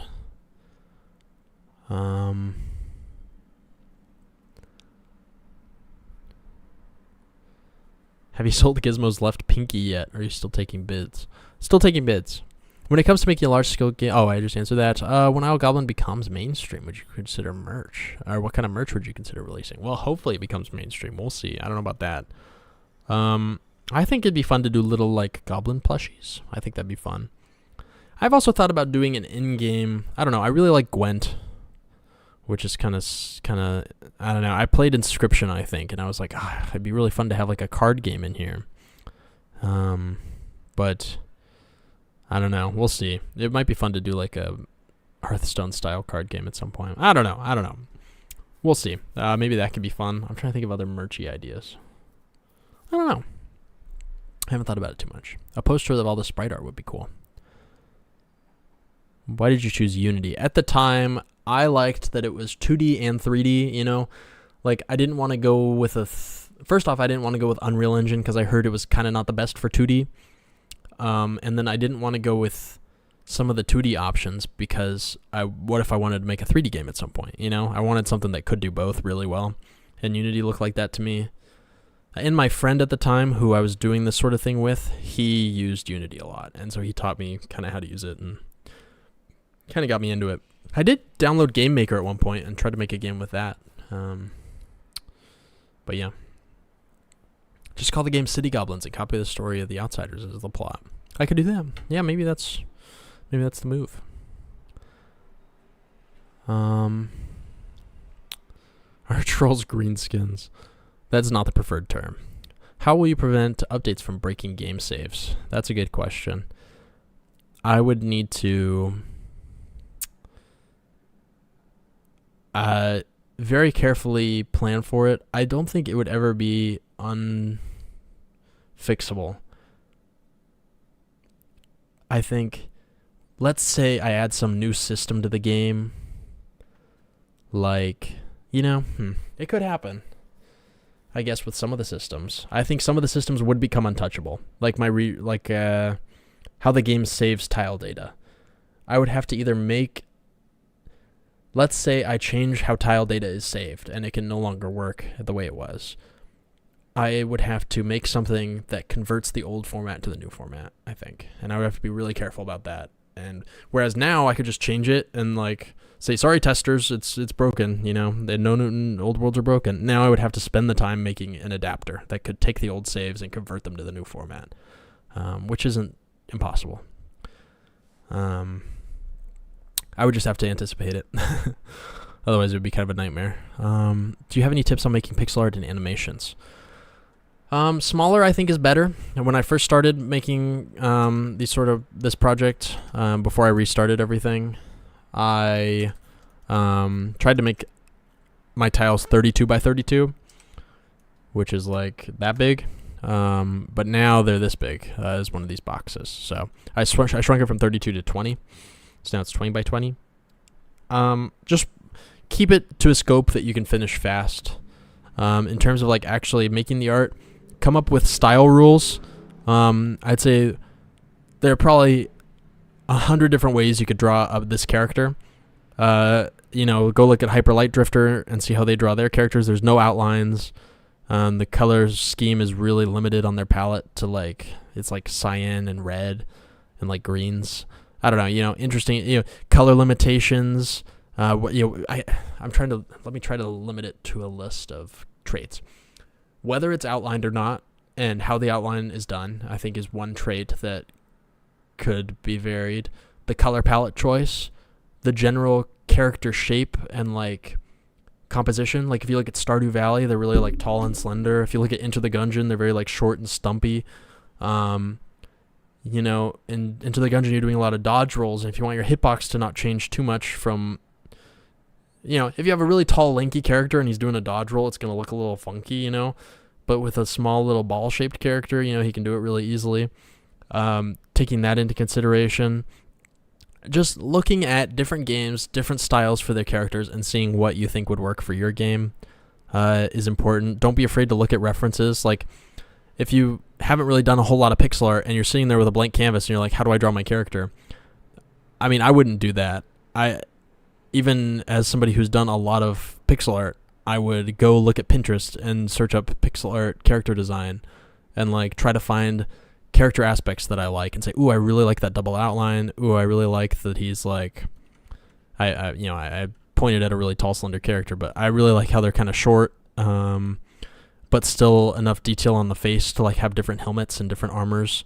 The legs, I can't have much armor variety in the legs, unfortunately, because that's pretty much what a pair of leg armor looks like. But things like that. Try to find the traits that are important to you. Look at all the different art styles out there. Try to figure out what makes them tick, and then try to copy them, or try to make a list of traits that you want to use, and then translate that to things like buildings and stuff. I stick with the double outline for anything you can touch. That's my rule. And then I always have the top be lit more than the sides. This right here is lighter than the sides. In terms of shading, I don't know. I don't go too crazy with the shading. I try to have like a top color and then go darker on the sides here, and then maybe have a highlight somewhere. Like you'll notice here, top color is this orange, side color is a little darker, and then this highlight here. You know, I don't go too crazy with the shading. The palette I use is AAP64. Just find a palette that you like. That's definitely important. You can add to it if you have to. Like I added these, everything from here to the end. So like these, all these greens, these purples, and these greens and greenish grays. And I added a few into these ramps. I don't know. Generally, I think taking ideas from other art styles is not a bad idea at all. When are you adding cats? I should add cats. I need to add cats. What kind of game do you have planned next? I think I answered that already. I actually have a file here called Future Game Ideas. Oh, it's in my other Obsidian. Well, I can't really get to that easily, actually. I'm torn. I kind of want to do something like Dwarf Fortressy. But then again, yeah, I'm honestly really torn on it. All I know is I want to do like an inky looking art style. I think I want to step away from pixel art maybe. I feel like I'm pretty decent at pixel art, but it'd be fun to do like more like ink animation type looking stuff. Maybe with like a watercolor look to it, but I'm not sure about that. It would really depend on the game. Like I would never make a game like this with a watercolor style. Maybe I would. I don't know. We'll see. I've been getting into watercolor, so I've been kind of thinking that. I need to avoid the recency bias of like, ooh, I like watercolor, I'm going to do this. But I've been kind of going back and forth on it. Every time I have an idea, I write it down. So at the end of the year, at the end of this game, once I'm done with this game, I'll be looking through that and thinking like, which of these are any good. I would read them off to you, but they're all pretty shallow ideas at this point, not too thought out. Yeah, this what you're seeing here is actually a VTuber. Lobsy's right. I'm actually a goblin. I remember you saying that the game will have romance options. Do you have any ideas for what types of characters the players could romance? I'm trying to get a wide spectrum of kind of character archetypes. I right now only have these two available. I haven't listed out. I haven't designed the characters yet. I still have to do that. So the answer is no, not yet. I think that'll be a post-early access thing, probably. Which I think it was for Stardew, maybe. Do you use Notion or any project management apps to keep track? Yes, I use Obsidian. Notion seems cool, though. What system was the hardest to implement? Honestly, I think...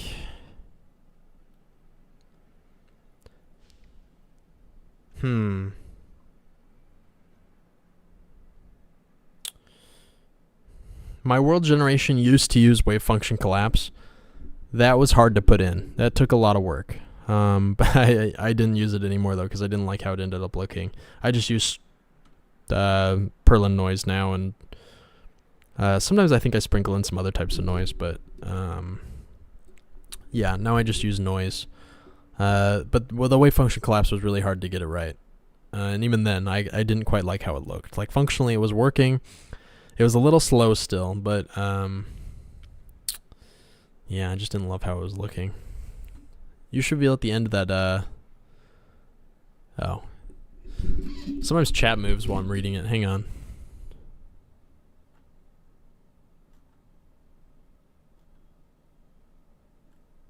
I gotta catch up. Where was it?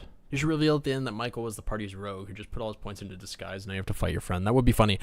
So, there's this NPC, Michael, for context, who is, where is he? Michael. Oh, I just saw him. There he is. He's definitely a goblin. He's for sure not a human in disguise. I thought about having a little hut in the woods where you find his house, and it's clearly his house because it has the sign and little goblin plushies and stuff.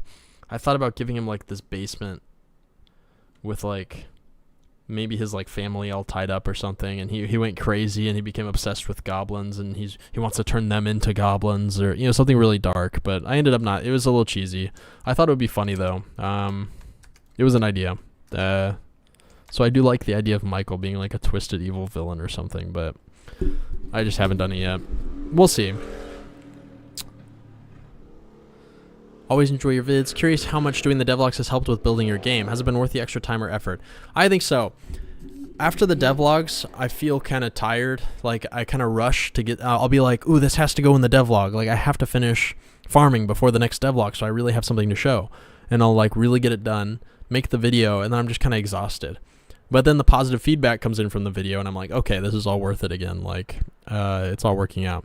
That being said, there are the mean comments, too, of, like, this will never amount to anything. You know, your scope's too big. You're never going to finish. This game is too generic, you know, things like that are kind of, especially when there's some truth to them, it can be really demoralizing. But overall, I'd say it's worth it. Yeah, definitely worth the time. And like the following and the support, I think the following too has been really huge. Getting the wish lists and stuff helped me secure the publisher. I think if I didn't have the YouTube channel, it would have been a lot harder for me to get the publisher. I mean, they reached out to me and they were basically pitching to me. So I had a lot of negotiating power because I could, you know, they reached out to me, you know. So the YouTube channel is definitely a nice, it's a powerful asset, I think, if you want to think about it that way.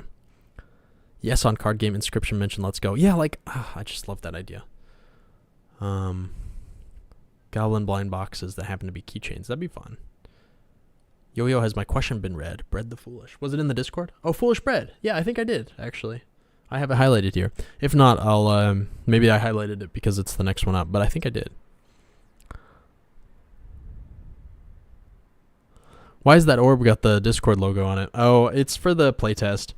This guy's supposed to be like a, why did he get all messed up? What is this?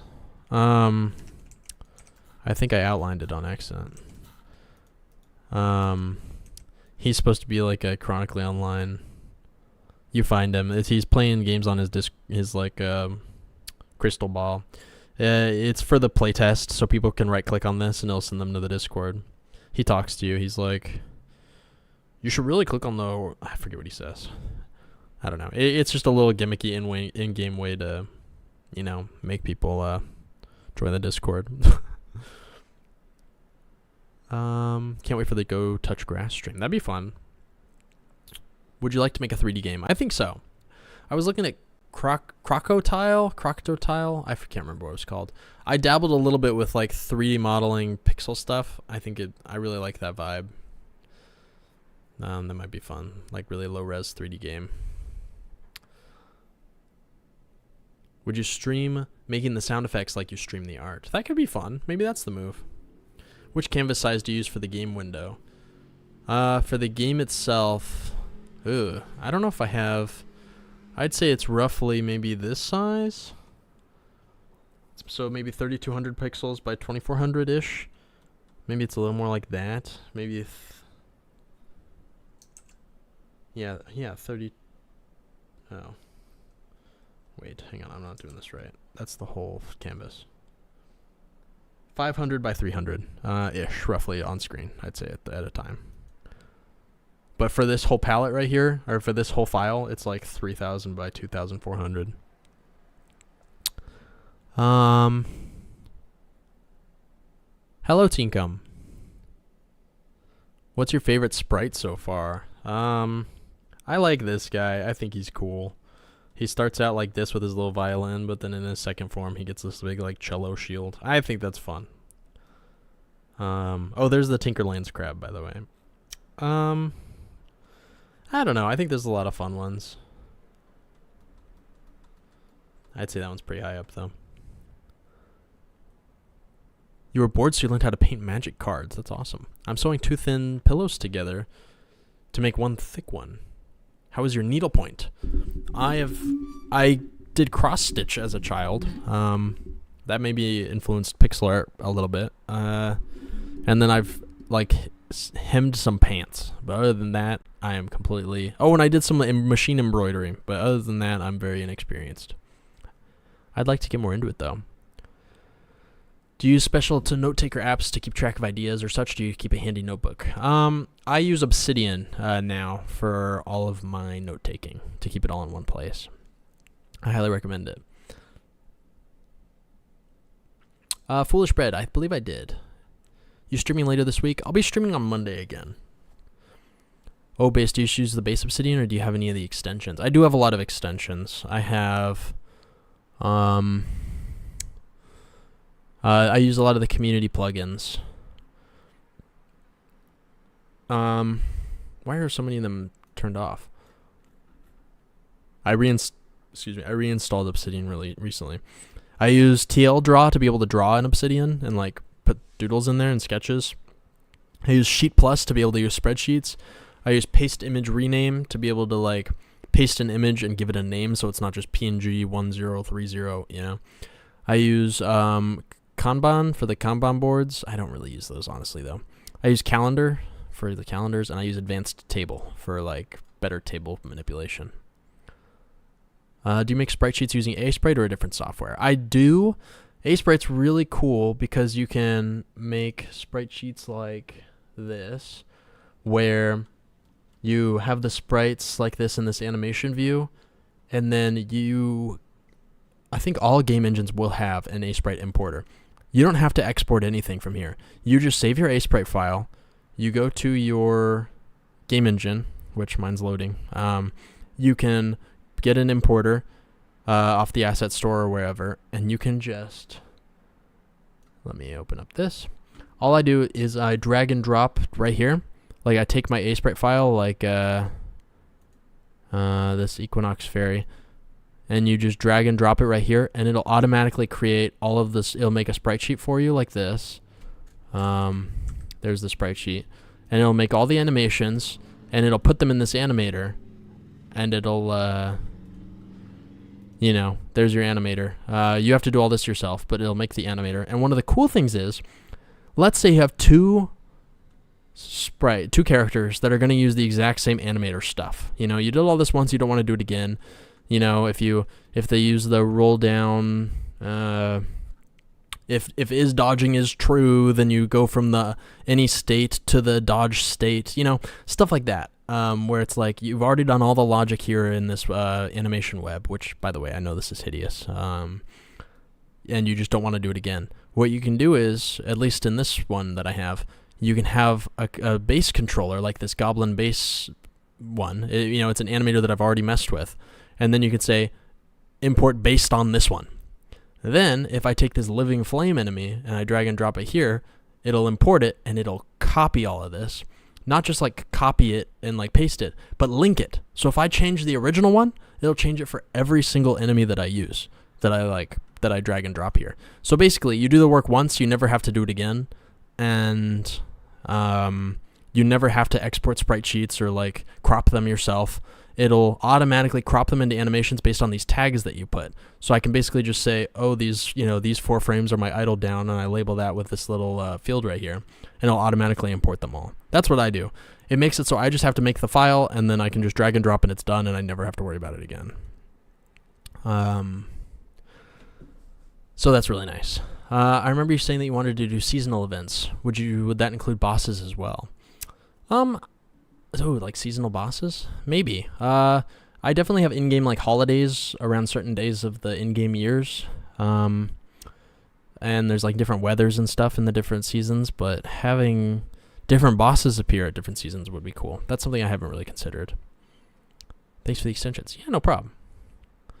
Watt wakes up on Mondays and looks at his calendar to look forward to his meeting with corporate. Yeah, streaming for the fans. It's funny you say that because I do have my publisher meetings on Mondays too. So double corporate. Yeah, you still on live. Good night.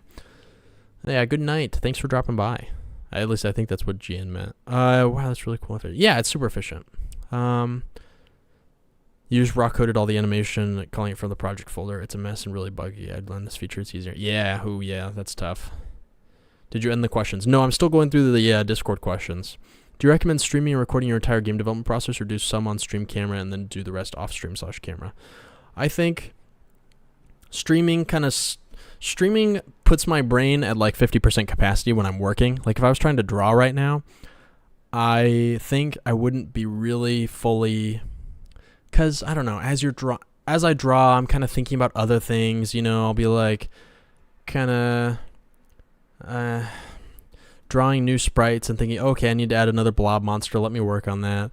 Ooh, this blob monster is interesting. I wonder if there's any other attacks I could do. Ooh, it'd be really interesting. I don't have an enemy yet that like shoots blobs into the air. Ooh, that'd be really fun.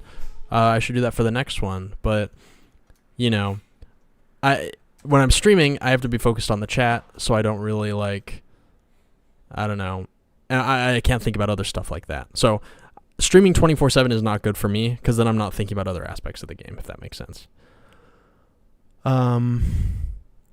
So I'd say probably not for me, but maybe if you, maybe what if, I think if you streamed but kind of ignored chat sometimes, if you told the chat like, hey, I'm going to be working, I'm not really going to be reading chat too much, I'm just going to kind of be doing my thing, you could stick around if you want.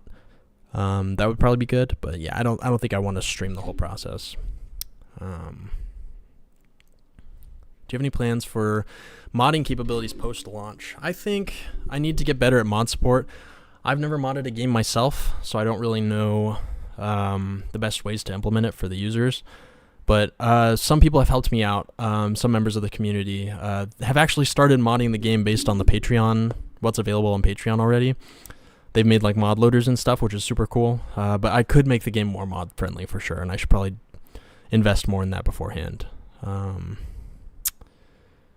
In what question on Discord did you end? I'll actually hop right into that now, after these last two. Are you still adding fauna more?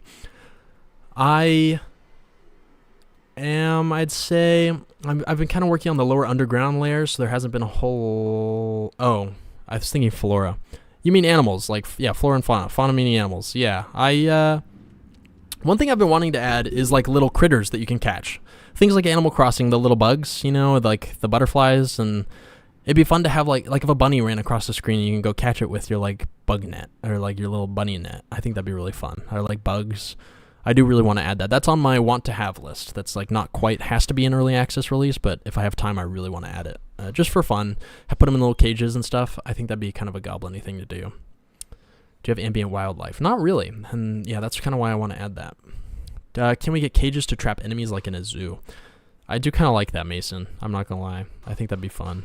I could make like a Pokeball style mechanic where if an enemy is low health, you could kind of capture them, and then make another item where you could kind of put those captured enemies into a little zoo box. It really wouldn't be that hard, actually.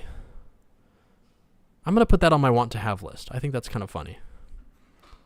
I think that is really funny. Make it so you capture enemies. I like that. And also thanks for the super chat, Mason.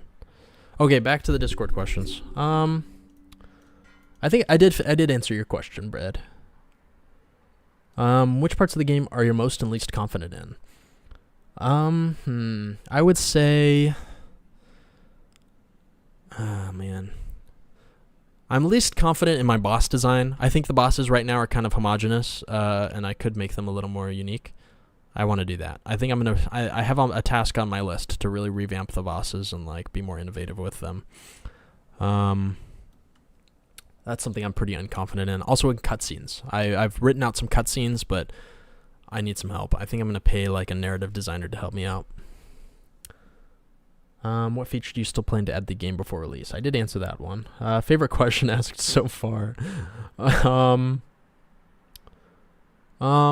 I like the one asking if I was three goblins in a trench coat. I thought that was pretty funny.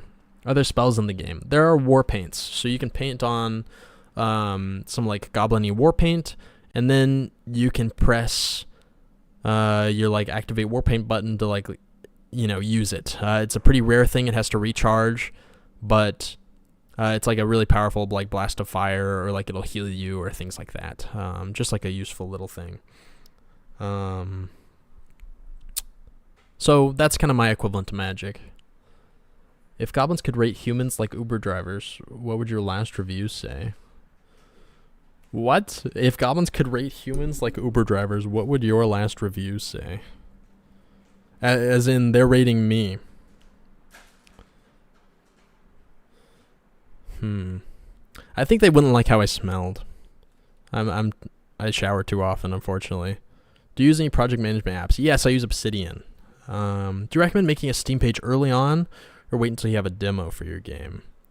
I would say make it early, as long as you have screenshots, even if they don't look good. That that are representative of what you want the final game to be. You don't even need a trailer. I didn't have a trailer on my first Steam page. I'd say just go for it. As soon as you're pretty sure what your game name is going to be. If you're going to change the game name, maybe don't do it. But if you're like, this is my game name, this is the idea for the game, here's some screenshots, do it for sure. Because then you can, anytime anyone asks about it, you can point them and be like, you can wish list, even at like parties or whatever, you know? Do you also recommend using itch.io to post the demo of your game, even if you post the full game on Steam? Even after you post the full game on Steam? I don't use itch.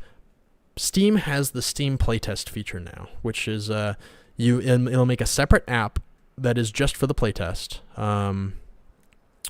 And then you can use that for playtesting. And then if people leave bad reviews on it, I don't even know if they can review. But the idea is that it's completely separate from your actual game on Steam. So it won't consider it for analytics. So it's basically as if you posted on itch. So I don't know. I don't really use itch. I don't have any recommendation for it. Maybe there's a case to be made that you're going to reach some other audience, or I don't know. I don't know what the case would be, but I don't think there's much benefit to that. Do your goblin mascot characters' feet smell the same? Bare feet smell the same. I would say yes. Yeah, no, they definitely smell. They've definitely stepped in a lot of nasty things, so you definitely get some bad odors there, I'd say. It's not a good smell. That's all I can say. I'll go back to the chat questions. Creator displays would be sick. It would be really sick. I think that'd be fun. Having to chase a bunny that gobbles like a bunny turkey. A bunny turkey would be fun. What about making videos in devlogs? Do you recommend documenting your entire game development process and posting them on YouTube or social media, or is it a good idea to make extra content for Patreon? I would say the more you post, the better. And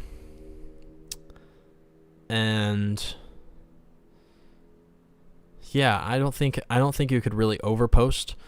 When I was making that This Is Hell game, my challenge for myself was to make it in a month, and I could make posts on TikTok like day 1 of making this game in a month, and people could really buy into that because it was only a 1-month commitment, you know, where you see this guy on TikTok making a game and you're like, oh, his pixel art's decent. This looks kind of interesting. I'll follow. And, you know, I got a pretty solid following on TikTok in a month. I think I went from like a few hundred to like 30,000 just from that. People love a good series. People love consistency and like knowing, oh, I'm going to get this for this amount of time and I can kind of keep an eye on this like progress. That's kind of fun. I want to do that. Like there was at one point in the lifespan of TikTok, there was this lady who was singing. I say lady. She was probably like early 20s. She was singing a song one letter at a time. So she would go through and wait for all the L's to happen, and she would go look, and she would layer all these like 26 versions, and it just sounded awful. It was like what song was it? I don't even remember. But people liked it because they were like, what's this going to sound like in the end? I want to see where this goes. And each video was kind of dumb because you were only watching one little step at a time, but people wanted to see the end. I think there's something to be said about a series.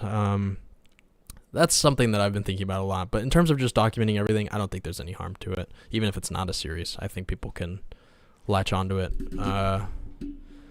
better. I right now, I'm pretty bad with the short form content. If you could make a post every day, it would be incredible. But if not, once a week, twice a week, who's to say?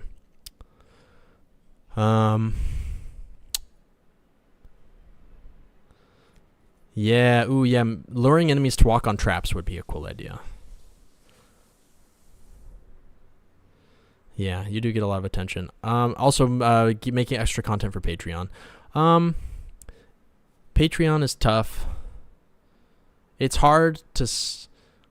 if you're making a game and you haven't really released a game yet and you're trying to put stuff behind a paywall just for like the development process, it's maybe a little strange. I've been hesitant to do that, but I don't know. It feels weird to have not released Isle Goblin yet, but to be like, hey, give me money to like see my development insights and like my tutorials and stuff. It's like, I don't have the clout yet. I haven't really released a successful game, like, you know, so I feel a little weird doing that. I do it mostly at this point to bar against having too many playtesters. I kind of put it behind a paywall so that I don't get too many people playtesting right now. I don't know, it's hard to say. if you have something really good to offer on Patreon, I would say go for it. My Patreon is also a carryover from when I was doing full-time pixel art and I was trying to sell tile sets. I don't do that anymore. I also gave access to my art library. I think that's still a perk on the Patreon.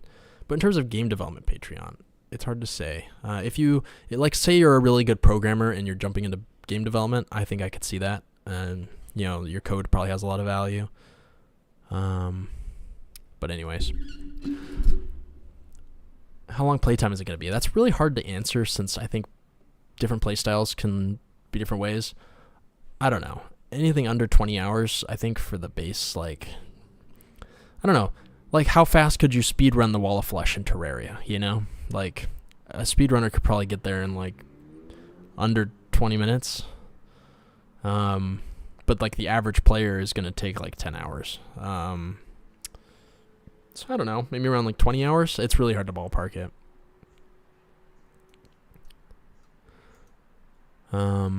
I play a lot of indie games in early access. I think you're not far from an early stage. I've played games board than your alpha on early access. I see.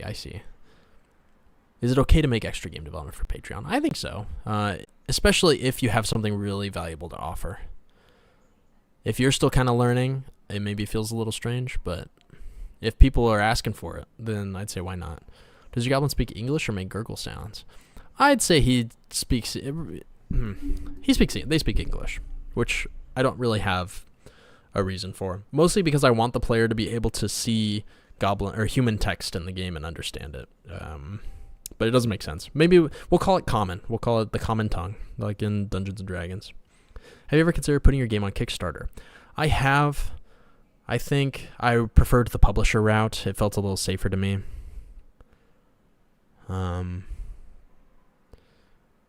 Did you read Tony Chopper's question? I think so. I think I did. When did you? I remember saying thank you, Tony, or something like that. When did you think those cosmetics you made on the last stream will be in the playtest? That's a good question. I think I'll work on them next time I have to stream, but I don't have something in particular to work on. So we'll see. Hi, can I ask something? How many NPCs are there going to be? Are there still more that don't have a design yet? These are the current NPCs. We got the one that gives you like gizmos or accessories in the game, kind of like Terraria's accessories. He praises them. So you go find them and he comes up with a little silly explanation for how they work, and then you can equip them in your armor pockets. There's a cook who handles like all the food, and like grog. You can buy grog and like food items from her. She's in charge of fishing. This is Pike. She'll sell you like harpoons, and give you fishing tips and stuff. These two were initially the romance candidates. He's kind of the archer. I think he sells you like arrows and stuff.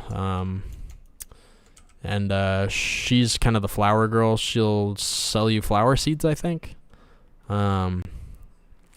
This is the livestock guy, Stench. He'll sell you like spider eggs and cockatrice eggs and beds and troughs and stuff. This is Fig. She's in charge of the farming. She'll sell you seeds. He's the blacksmith. He'll sell you. I think he'll sell you ores and stuff. If you don't want to go look for him. This is the researcher who kind of pushes the plot forward. This is the research goblin. She will push you to make a research table and do all these things that kind of push you forward progression wise, like let you access the next floor and stuff. This is the elder. She's kind of just in charge of she's just there for the vibes, honestly. This guy does all the war paints for you. These are some of the desert NPCs. I haven't really fleshed them out yet. They're there, but they don't do a whole lot. He's like a traveling merchant. He sells you human items, human cosmetics, like a Santa suit and stuff that otherwise would have no purpose for being in a goblin game. That was kind of my sneaky way of putting in fun cosmetics, you know. This is Gus. He's the collector. I like this guy a lot. He's like being controlled by the mushroom hive mind. They've kind of taken over. So his motive for being the collector is obviously that his like evil mushroom hive mind is taking over and trying to understand goblin culture, but the player's oblivious to that. I love that trope. I think that's a really fun trope.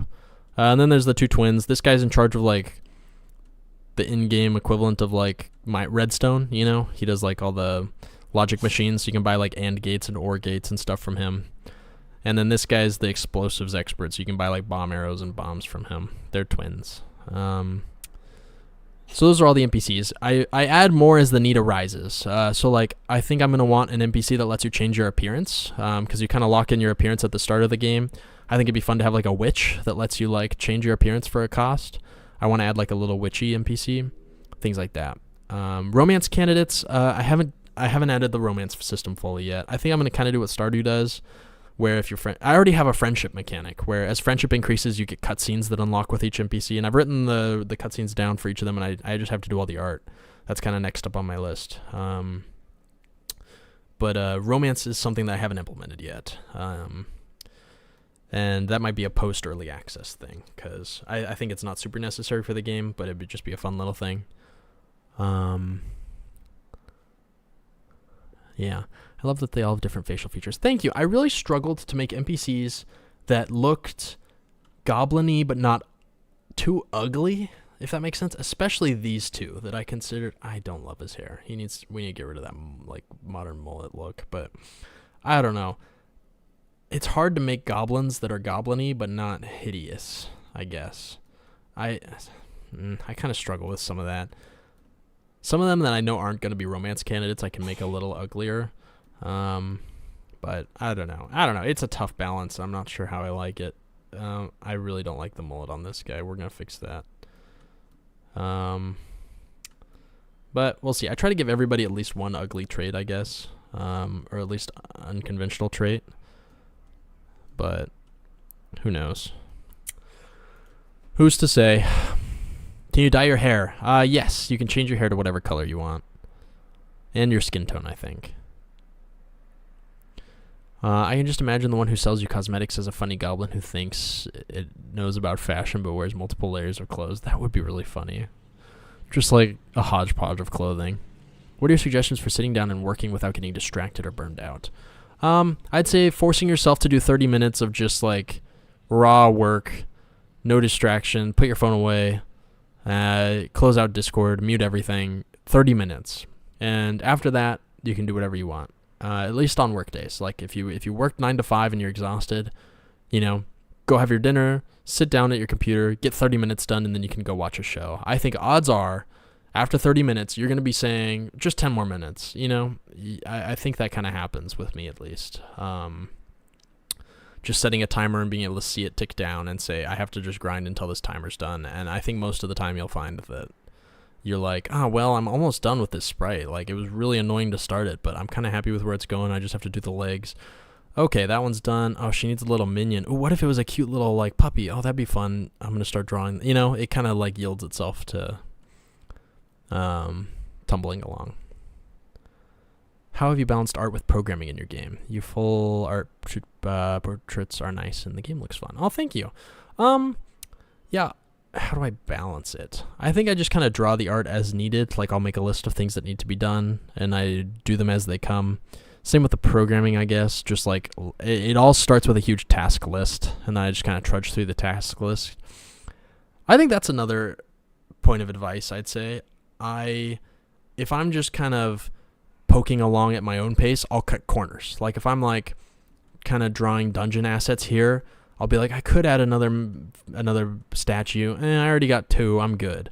But if I'm in my to-do list, make 4 statues, I won't slack off on it. And I'm like, I have to do 2 more. Okay, I have to. I think making a to-do list beforehand where you're kind of harsh with yourself, harsh but realistic, makes it so that you won't cut corners later on. Like if I list out exactly what enemies I need, like, you need 4 goop enemies, one that's big and will spit things into the air, but then we'll split into smaller versions once you kill them. One that chases you around, a big guy that makes big, seismic slams, and then a creepy little goblin that chases you and explodes. You list those out, and then you have to do it, and you do it. I think that helps a lot. I think I just like trudging through a to-do list, honestly. I love to-do lists. Can we be high on mushrooms? You can get kind of wasted on grog, but I don't think you can get high on mushrooms. I do think that'd be fun. I'm in your vents right now. Was it a left or a right to the kitchen from the bedroom? It's actually down the stairs, but you're pretty close. Yeah, definitely just slide down a floor. Do you recommend pitching your game to publishers or being both a developer and a publisher? I'd say it depends on your goals. If you want to make That's a good question. I actually never really pitched to publishers because they saw the YouTube channel. I got kind of lucky in that regard, and they reached out. But it was really nice to be able to leave my job and work on it full time. So if that's something that's really important to you and you just really want to get full time as fast as you can, publishers are probably the best route. It is definitely selling your soul to an extent because, you're promising them some of the game profit that otherwise, they add value, but you could do it alone. If you really want to, if you have money, if you have $50,000 to throw at like localizing the game and advertising it appropriately and maybe paying playtesters and paying for Reddit ads and paying for other ads, and if you have money to throw at it and you don't have to be full-time yet, maybe you don't need a publisher. You definitely don't need one, but maybe a publisher wouldn't make your life much better. But if those things sound really enticing to you, I'd say definitely start pitching to publishers. Unfortunately, I don't have much advice on how to do that properly. Are there going to be mounts in the game? There should be. I think there will be pre-early access. I think that's something. That's one of those things. Like, is it scope creep or is it not? Terraria didn't have mounts originally, but I think it's pretty essential because walking is kind of a slog. I added these like teleportation stations. These like little turtles. No, they're moles now. I reflavored them. Yeah, I crossed out the turtle. These little moles that'll take you to other mole locations that you've discovered. That helps with fast travel a little bit, but I think mounts would be good.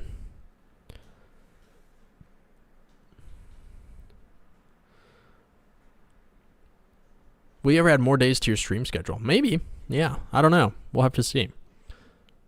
That's great advice. Follow-up question. How do you fill up your to-do list and not get paralyzed? That is quite the struggle. I have... I'm not sure... Oh, yeah, that's fine. So, here's my to-do list for now. I need to add in the final floor with this, purpley palace with the paladin boss inside. I know that's just a thing the game needs. So I have to list out all the tasks for completing that stupid palace.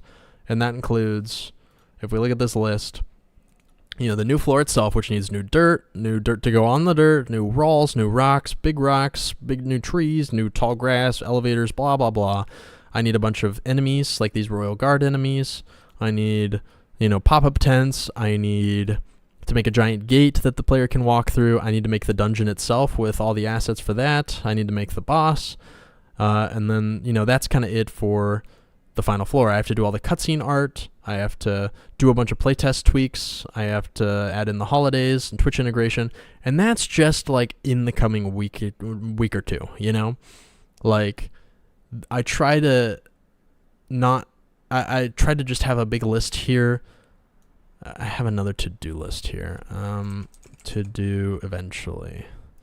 This is kind of like the long scale thing of things that I've talked about with the publisher that need to be done by a certain time, and longer tasks and bugs that have been found or things like that.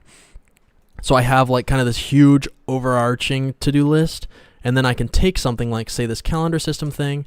I can move it over to do today, and I can just kind of break that single task down into manageable bites. This add a floor task is huge, but I can kind of break it down into these sub ones that are all achievable on their own. And then I can just put on my blinders and do the things. I don't have to think about it. It's just, add a new dirt. I just need to go into Ace right here, draw some dirt, and I'm like, okay, the dirt's done. What's next? And I can just put on a YouTube video and I don't have to think about it. I think for me, the worst thing is when I'm thinking and I'm doing. That just sucks. I'm like, what new dirt do I need? Okay, what do I need now? I need a new statue. Ugh, I'm so tired of drawing. I don't want to do a new statue. Things like that. If I just have a to-do list that I can chug through, I can just ignore the fact that it's long and just put on my blinders and go task by task. I think that's really helpful. So it's nice to do all the thinking at one point and all the doing at another point. That's what I do. What task listing are you using? This is Obsidian. I like it a lot. It's good for one person. I think it's not really a team thing. It can be. There are some extensions you can use, but it's a little janky. It's really good for one person, I'd say. I can list out all the little things I need. Here's my little sound effects list. I got my to-do lists. I got I got pretty much everything in here. All my Devlog scripts are all here. Pretty much anything game related.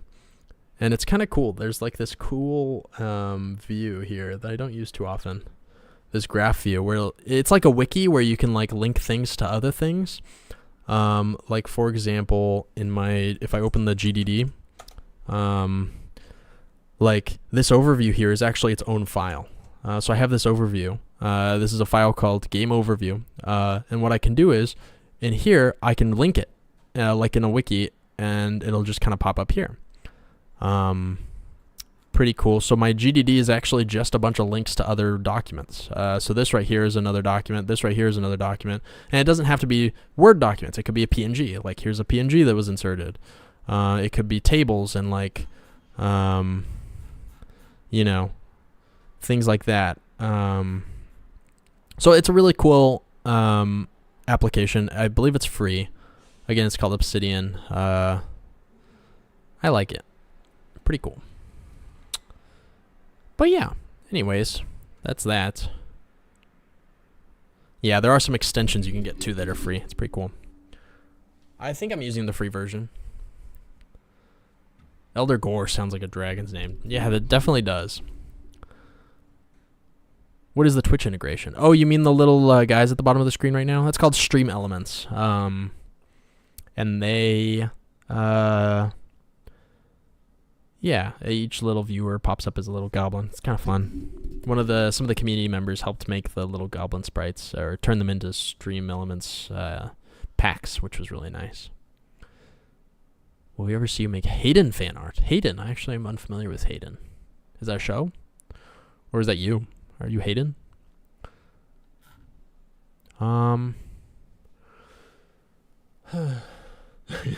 Roberto's asking about the goblin character's breath and armpits. Those actually smell like pretty roses and flowers. Is your goblin mascot character a he? I'd say so. I think it's me. Cool. And I didn't really get to the last thing I didn't get to. I got through all the Discord questions, and I've been answering chat questions. I should probably go soon because I have a thing to go to. But I'm going to like super blast through the YouTube questions. How old were you when you decided you wanted to be a game dev? I remember being in my high school junior year art class and thinking, wow, I really like art. This is fun. I want to do this full time. But it wasn't much more than that. I was thinking, ooh, maybe I could do video game art. But then I remember somebody telling me at the time, like, if you become a video game artist, you're just going to be working on like trees you're going to be that guy that works on like GTA trees 24/7. You're just the tree guy and life's going to suck. And I was like, oh, maybe I don't want that. But then I kind of had a friend that was kind of pointing me towards indie development, and I was like, oh, maybe this is doable. And I saw the Stardew Valley success, and I was like, okay, that was when I was really like, this could happen. And I took it more seriously in maybe like 2022. Favorite Adventure Time episode? The Egress one, Hall of Egress. That one's amazing. What are you looking at when it comes to mod support? I think I kind of answered that one. Do you have a special lady friend? I do have a special lady friend. Plus, congratulations. 100,000 people is a lot. Thank you. How do you handle testing as an indie game dev? I think I answered that one as well. How did you learn game development? And what opinion is the easiest, safest, and best way to learn how to make a game? I learned by watching tutorials on how to use Unity's interface specifically. Like, what's the inspector? What's the hierarchy? Blah, blah, blah, blah, blah. Once I kind of understood that, I had to do the coding. So I'd watch like tutorials on super basic Unity C# coding. I think Unity has some tutorials on their website that were nice because I was already familiar with coding. So it wasn't like I was learning how to do for loops and stuff. It was more like, what kind of stuff can you do within Unity? Oh, you can move stuff around with transform.position. You can, I don't know, use rigid bodies and add forces and do stuff like that and add the colliders. Here's how the colliders work. Here's what a collider trigger is. Things like that. Getting through all of Unity's like tools. I wanted to have more tools in my toolbox, I guess, is kind of what it felt like, Like, you learn how to make things move around, and you're like, okay, well, how on earth do I make a farming system? How do I make it so you can click on things? Then you learn, you can get input.mouse position, and you can figure out where the mouse is on screen, and, you can, I don't know. Just slowly gathering more tools via tutorials and trying not to use tutorials as like wheelchairs where you just kind of do them, but trying to use them more as like ways to gain tools in your toolbox. I think is the best way to do it. Hi, kitty. Hello. This is Hobbs. We'd be adding a mind goblin to the game. Definitely. Also, I do want to add a mind goblin. I think that'd be fun. Will there be a battle pass? Definitely not. Is there if you were somebody without any drawing tablet Any drawing talent. How would you try to learn pixel art? I really can't read today. I would say trying to look at other people's art and break it down into categories and understand how they work. I think I touched on this earlier, like what kind of outlines do they use? What kind of colors are they using? Are they really saturated or not saturated? What does that mean? How do they style their characters? Do they have big heads, small heads? What are their proportions? What do you like about some of the top-down art? What do you not like about other top-down art? Trying to like really break things down into categories and see what you like, see what you don't like, and try to recreate it. You look at a tree and you say, wow, these leaves look really nice. Just this tree looks beautiful. How do they do it? Try to figure out how they did it, one. And number two, figure out what you like about it and what you might want to take. Because there are a million ways to draw a pixel art tree. Like, which ones do you like and how do you do that? I think you just have to figure it out. Can the goblin beat Goku? Yeah, it's pretty easily. Once you get like the mithril armor set, it's pretty easy. What makes a good game? How do you make a game doc? How to make a game doc? I just kind of Googled what should be in a game doc and then filled it out based on that. What makes a good game is kind of an insane question. I guess at the end of the day, if it's fun, just follow the fun, I'd say. Any advice for solo developers? I feel like this stream has been mostly filled with advice. Any other advice that I haven't said? I think most of it has gone said at this point. Developers say it's better to prototype the game to find if it's fun or not. I don't get it. How is a game fun if the game hasn't any sound, art, music, or nothing? I kind of understand what you're saying. I think prototyping is good for smaller systems and mechanics. Like if you're going to add a farming system to your game, prototype a lot of the bases of it. Like, I don't know. Again, it's hard to prototype like a Terraria gameplay loop. Like if you're building Terraria, you're not going to be prototyping like the whole aspect of going out and fighting bosses and then coming back and then farming and then building up your town and then going out again. You can't really like prototype that core loop, but you can really prototype like the mining and a boss fight. Like if you're adding the Eye of Cthulhu, you can try 10 different ideas of how he moves and how he attacks, and I don't know why I gendered the Eye of Cthulhu as he. It's an eyeball. But you could really kind of figure out what's fun just by prototyping. So I think prototyping is good at a smaller scale. Like if you're making Balatro, I think would be a good time to prototype and like really trying to tweak and try different things. But I understand what you mean. I do think though you could kind of get if you use your imagination and you have a good mechanic, you could kind of see how the art could elevate it. I think Balatro would be fun even if the art was kind of booty cheeks. And that's, I think, if you could play an early version of Balatro without the good art, and you could look at it and say, yeah, this is kind of fun. It's kind of ugly, but I'm having fun. Like, this is addictive. Like, then it's good. Is the fishing minigame still there? It is. New fish movement patterns. I think they can move in, like, little squiggles, and they can go and stop and move in different directions and things like that, but nothing super crazy yet. Favorite color? I'd say blue. Ice cream flavor? I like strawberry. I like anything peanut buttery, honestly, like a Reese's. Favorite depiction of goblins in media? I like Goblin Town in the Hobbit. I'd say that's pretty good. I like Goblin Town. Like orcs are a bit much. Will you be my Valentine at the Moon Festival? Sorry, I already have a date for the Moon Festival. Thank you though. Super stew. I'm a stew guy. Okay, that's all the questions from YouTube. Alright, gang. Well, that was fun. How did you decide on making it a goblin game instead of something else? I actually answered that a little earlier in the stream. I hate to make you go look. But long story short, I just wanted to make you play as the enemy. And then from there, it was like, what kind of enemy? I felt like goblins were like not too touched on most of the time, but still recognizable. If I made it IO Kobold or whatever, like only people who played D&D are going to have any idea what a kobold is. But I also feel like goblins were making a resurgence in like media. Everybody would like the goblin mode memes and stuff, so I feel like it was kind of relevant. Are they going to be in like potion effects? Yes, there are tons of status effects and buffs and debuffs. Pretty much any stat in the game that you can have, like projectile speed, shooting speed, dodge roll speed, the amount of times you can dodge roll in a row without a cooldown, things like that. Pretty much any stat in the game is adjustable. So definitely tons of potions. I think I probably have like 100 buffs and debuffs, or maybe 150. That's been a huge part of the game. Here are all the potions, actually. Some of the potions. I don't have all of them here. Yeah, so it's generally crop, monster item makes a potion. So like a glamour shroom plus a succubus tongue makes like a charm potion. And this one I think gives you heat resist or cold resistance. This one poison immunity. This one gives you a defense increase. No, this one gives you a defense increase. This one, I don't know. I can't remember them just by looking at them. This one's speed. This one gives you regen boost. This one is cool drink that helps you in hot areas. This one increases your dodge roll speed. This one increases your miss chance for like incoming projectiles and attacks.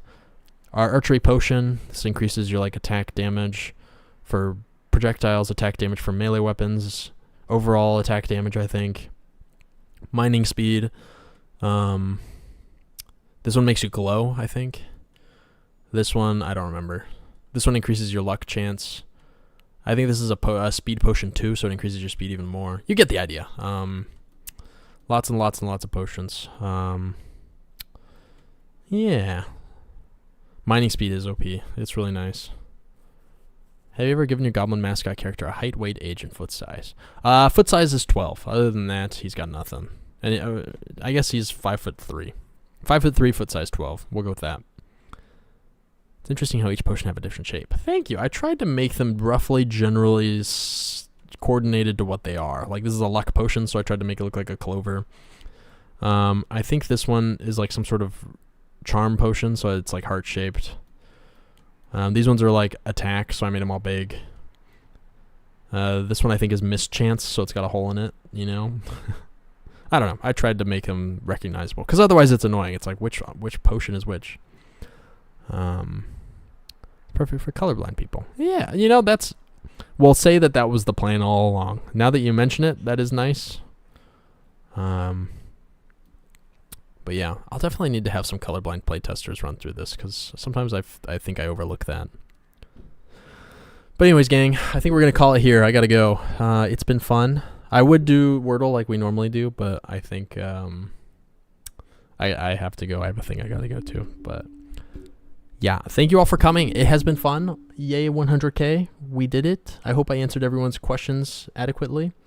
I hope you all have a good day. And I will see you all next week. Bye.